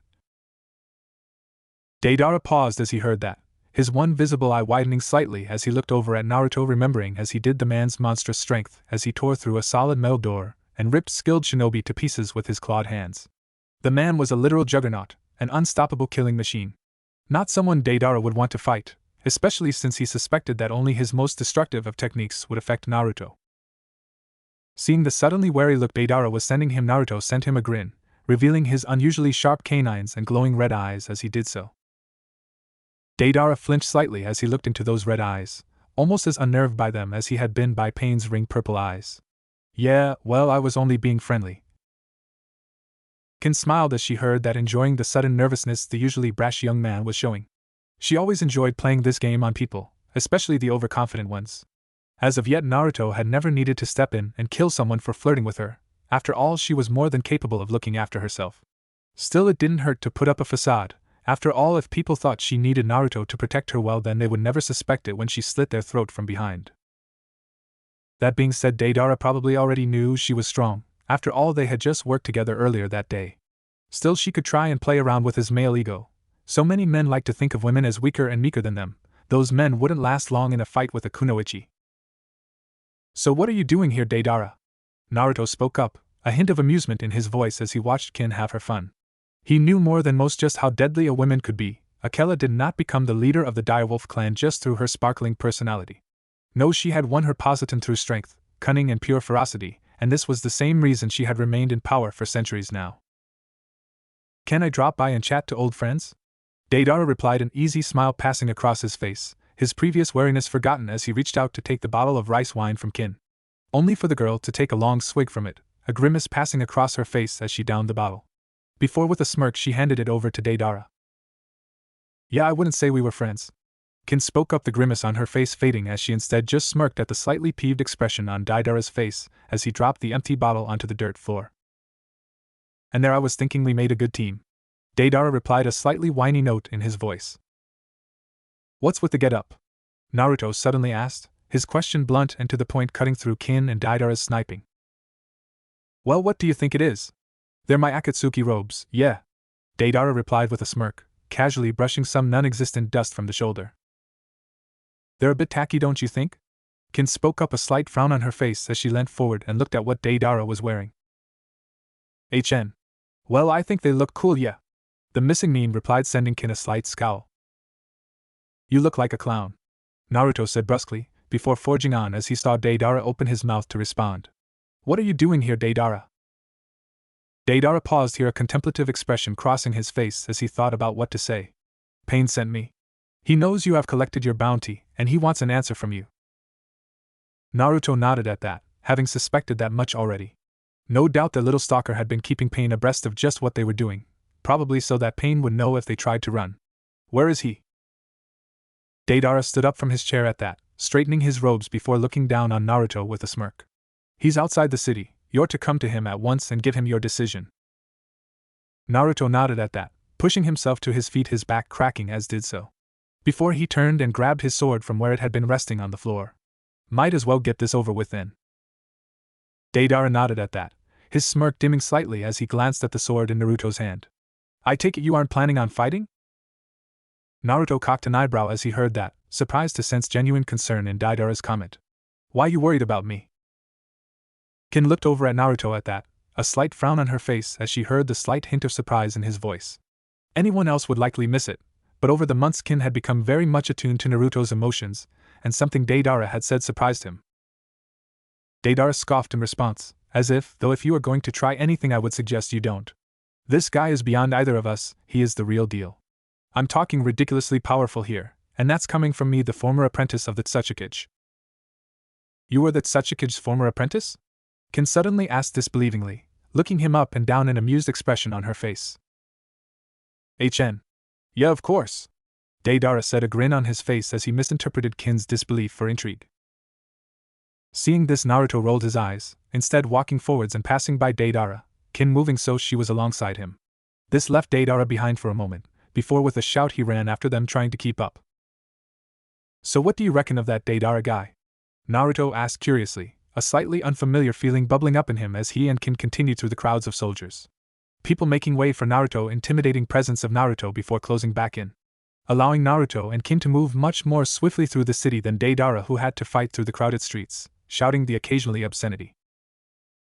A look of confusion passed across Kin's face as she heard this. "The guy's a tool, but he's also a skilled shinobi. I reckon he would be a slippery one to kill if we have to, but not hard once we neutralize those flying, exploding clays things he uses." Naruto nodded at that, having come to the same conclusion. Before they could say any more, the shinobi in question caught up with them. Deidara having had to use his chakra to run up and along the walls, bypassing the crowds and allowing him to catch up with Naruto and Kin just before the main gates. Barely giving him a glance, Naruto passed through the gates, Deidara and Kin following him as he mentally prepared himself for his meeting with Pain. Outside of the city, Pain, as it soon appeared, had been waiting for them in a small grove not far outside of Nagasoda, a blank, emotionless expression on his face as he stood in the center of the grove, the wind whipping at his Akatsuki robes. His ring-purple eyes locked on Naruto as he, Kin and Deidara entered the grove, the three of them slowly approaching the silent yet still intimidating figure of Pain. Coming to a stop a few feet away from Pain, Naruto watched as Deidara walked past him and went to stand just to the side and behind the leader of the Akatsuki. Seeing this, Naruto then shifted his attention onto Pain, his eyes narrowing slightly as he did so. "So do you accept my offer of membership into the Akatsuki?" Pain said, getting straight to the point, his deep voice completely empty of any emotion and his purple eyes boring in Naruto's. "Well, I'm not an S rank, so wouldn't that be a problem?" Naruto replied, a curious expression on his face as he tried to figure this Pain guy out. You are an S rank in everything but name, Pain said bluntly, his expression still stoic. Will you accept my offer? Offer, Naruto thought in amusement, before he shook the thought out of his head and instead just nodded his head. We'll join your little group for now. Pain stared at Naruto at that, before his gaze moved away from him and instead fixed on Kin. The offer was for you, not for her. Well, here's the thing, we're a team, so you either accept both of us, or you get neither of us. Naruto replied bluntly, this was something he would not compromise on. Pain's expression didn't change as he heard this. Very well. Naruto cocked an eyebrow at that, his hands clenching into fists, even as he tensed up. He wasn't sure what Pain was thinking, but if it came down to a fight he wouldn't go down meekly. He would give it everything he had, using his sage mode, Jujutsu, swordsmanship, taijutsu and summons to the maximum. If it came down to a fight Naruto may not win, but neither would Pain, as if he did lose Naruto would make sure to rip the man's head off before he died. If Pain noticed any of this he didn't show it, instead he just continued speaking. You may both join, however she will remain with you, you will count as one member within this organization. Naruto frowned in confusion as he heard that. Why would it matter if there was another member in the organization, and why did he phrase it like he had? Naruto was completely unable to read this man, he displayed no outer emotion and his sage-enhanced sensory abilities were able to pick up nothing from the man. Well, nothing except the insane amount of chakra that was flowing through him, the chakra being based around Pain's eyes and the black piercings that covered his body. Glancing sideways, Naruto met Kin's gaze. The girl in question giving Naruto a slight nod as she took a step closer to him. Looking back over to Pain, Naruto unclenched his fists, before he nodded his head. Very well then, we'll join the Akatsuki. Pain nodded at that, his expression once again not changing. Deidara meanwhile gave Naruto and Kin a grin and a thumbs up. Glancing at the two, Naruto's expression remained stoic as he began to make plans about what to do next, and how he would deal with being in the Akatsuki. A few years later in Konoha. It was day like any other in the Hidden Leaf village. The streets were busy as off-duty shinobi and civilians milled about, shopping and chatting and generally enjoying their lives. The place was idyllic, and had been for more than a decade now. The Hidden Leaf as it stood now, was the strongest of the 5 great shinobi villages, an enviable position, but one they clung on to despite the stiff competition from the most powerful competitors, the Hidden Cloud and Hidden Rock villages. Currently Irika Yumino, a chunin in his mid-20s, was in the Shinobi Academy, doing his duty as a teacher for the up-and-coming shinobi of the future. The next generation of shinobi who, like their parents, would go on to represent Konoha on the world stage. Now Irika was one of the few shinobi that was entirely content with where he was in life. He had achieved the rank of chunin at the age of 16 and a few years after that had gone on to become a teacher to the next generation of shinobi in the Hidden Leaf village. This had taken him off the career track, of course. The lack of fieldwork involved making it all but impossible for him to rise from a chunin to a special jounin, or a full jounin. Still, this wasn't a concern to Irika. After all, the majority of shinobi finished their career as chunin, with only an exceptional few, the elite, progressing beyond that. Letting out a sigh, Irika looked around the classroom as he continued his lecture on the most efficient way to move through desert terrain. The contented smile on his face fading slightly as he looked around at his class, noticing as he did that a number of his students were either not paying attention, or in one case actually sleeping. Gritting his teeth in irritation, Irika decided he had had enough. Bouncing the eraser for his whiteboard up and down in his hand, he then proceeded to hurl it like one would a kunai at one of the repeat offenders. His target, a skinny, blue-haired academy student, letting out a sudden yelp as the eraser struck him on head, his reaction caused more by shock than any real pain. Irika having thrown the eraser only hard enough to make the boy wake up, and not enough to actually cause him harm.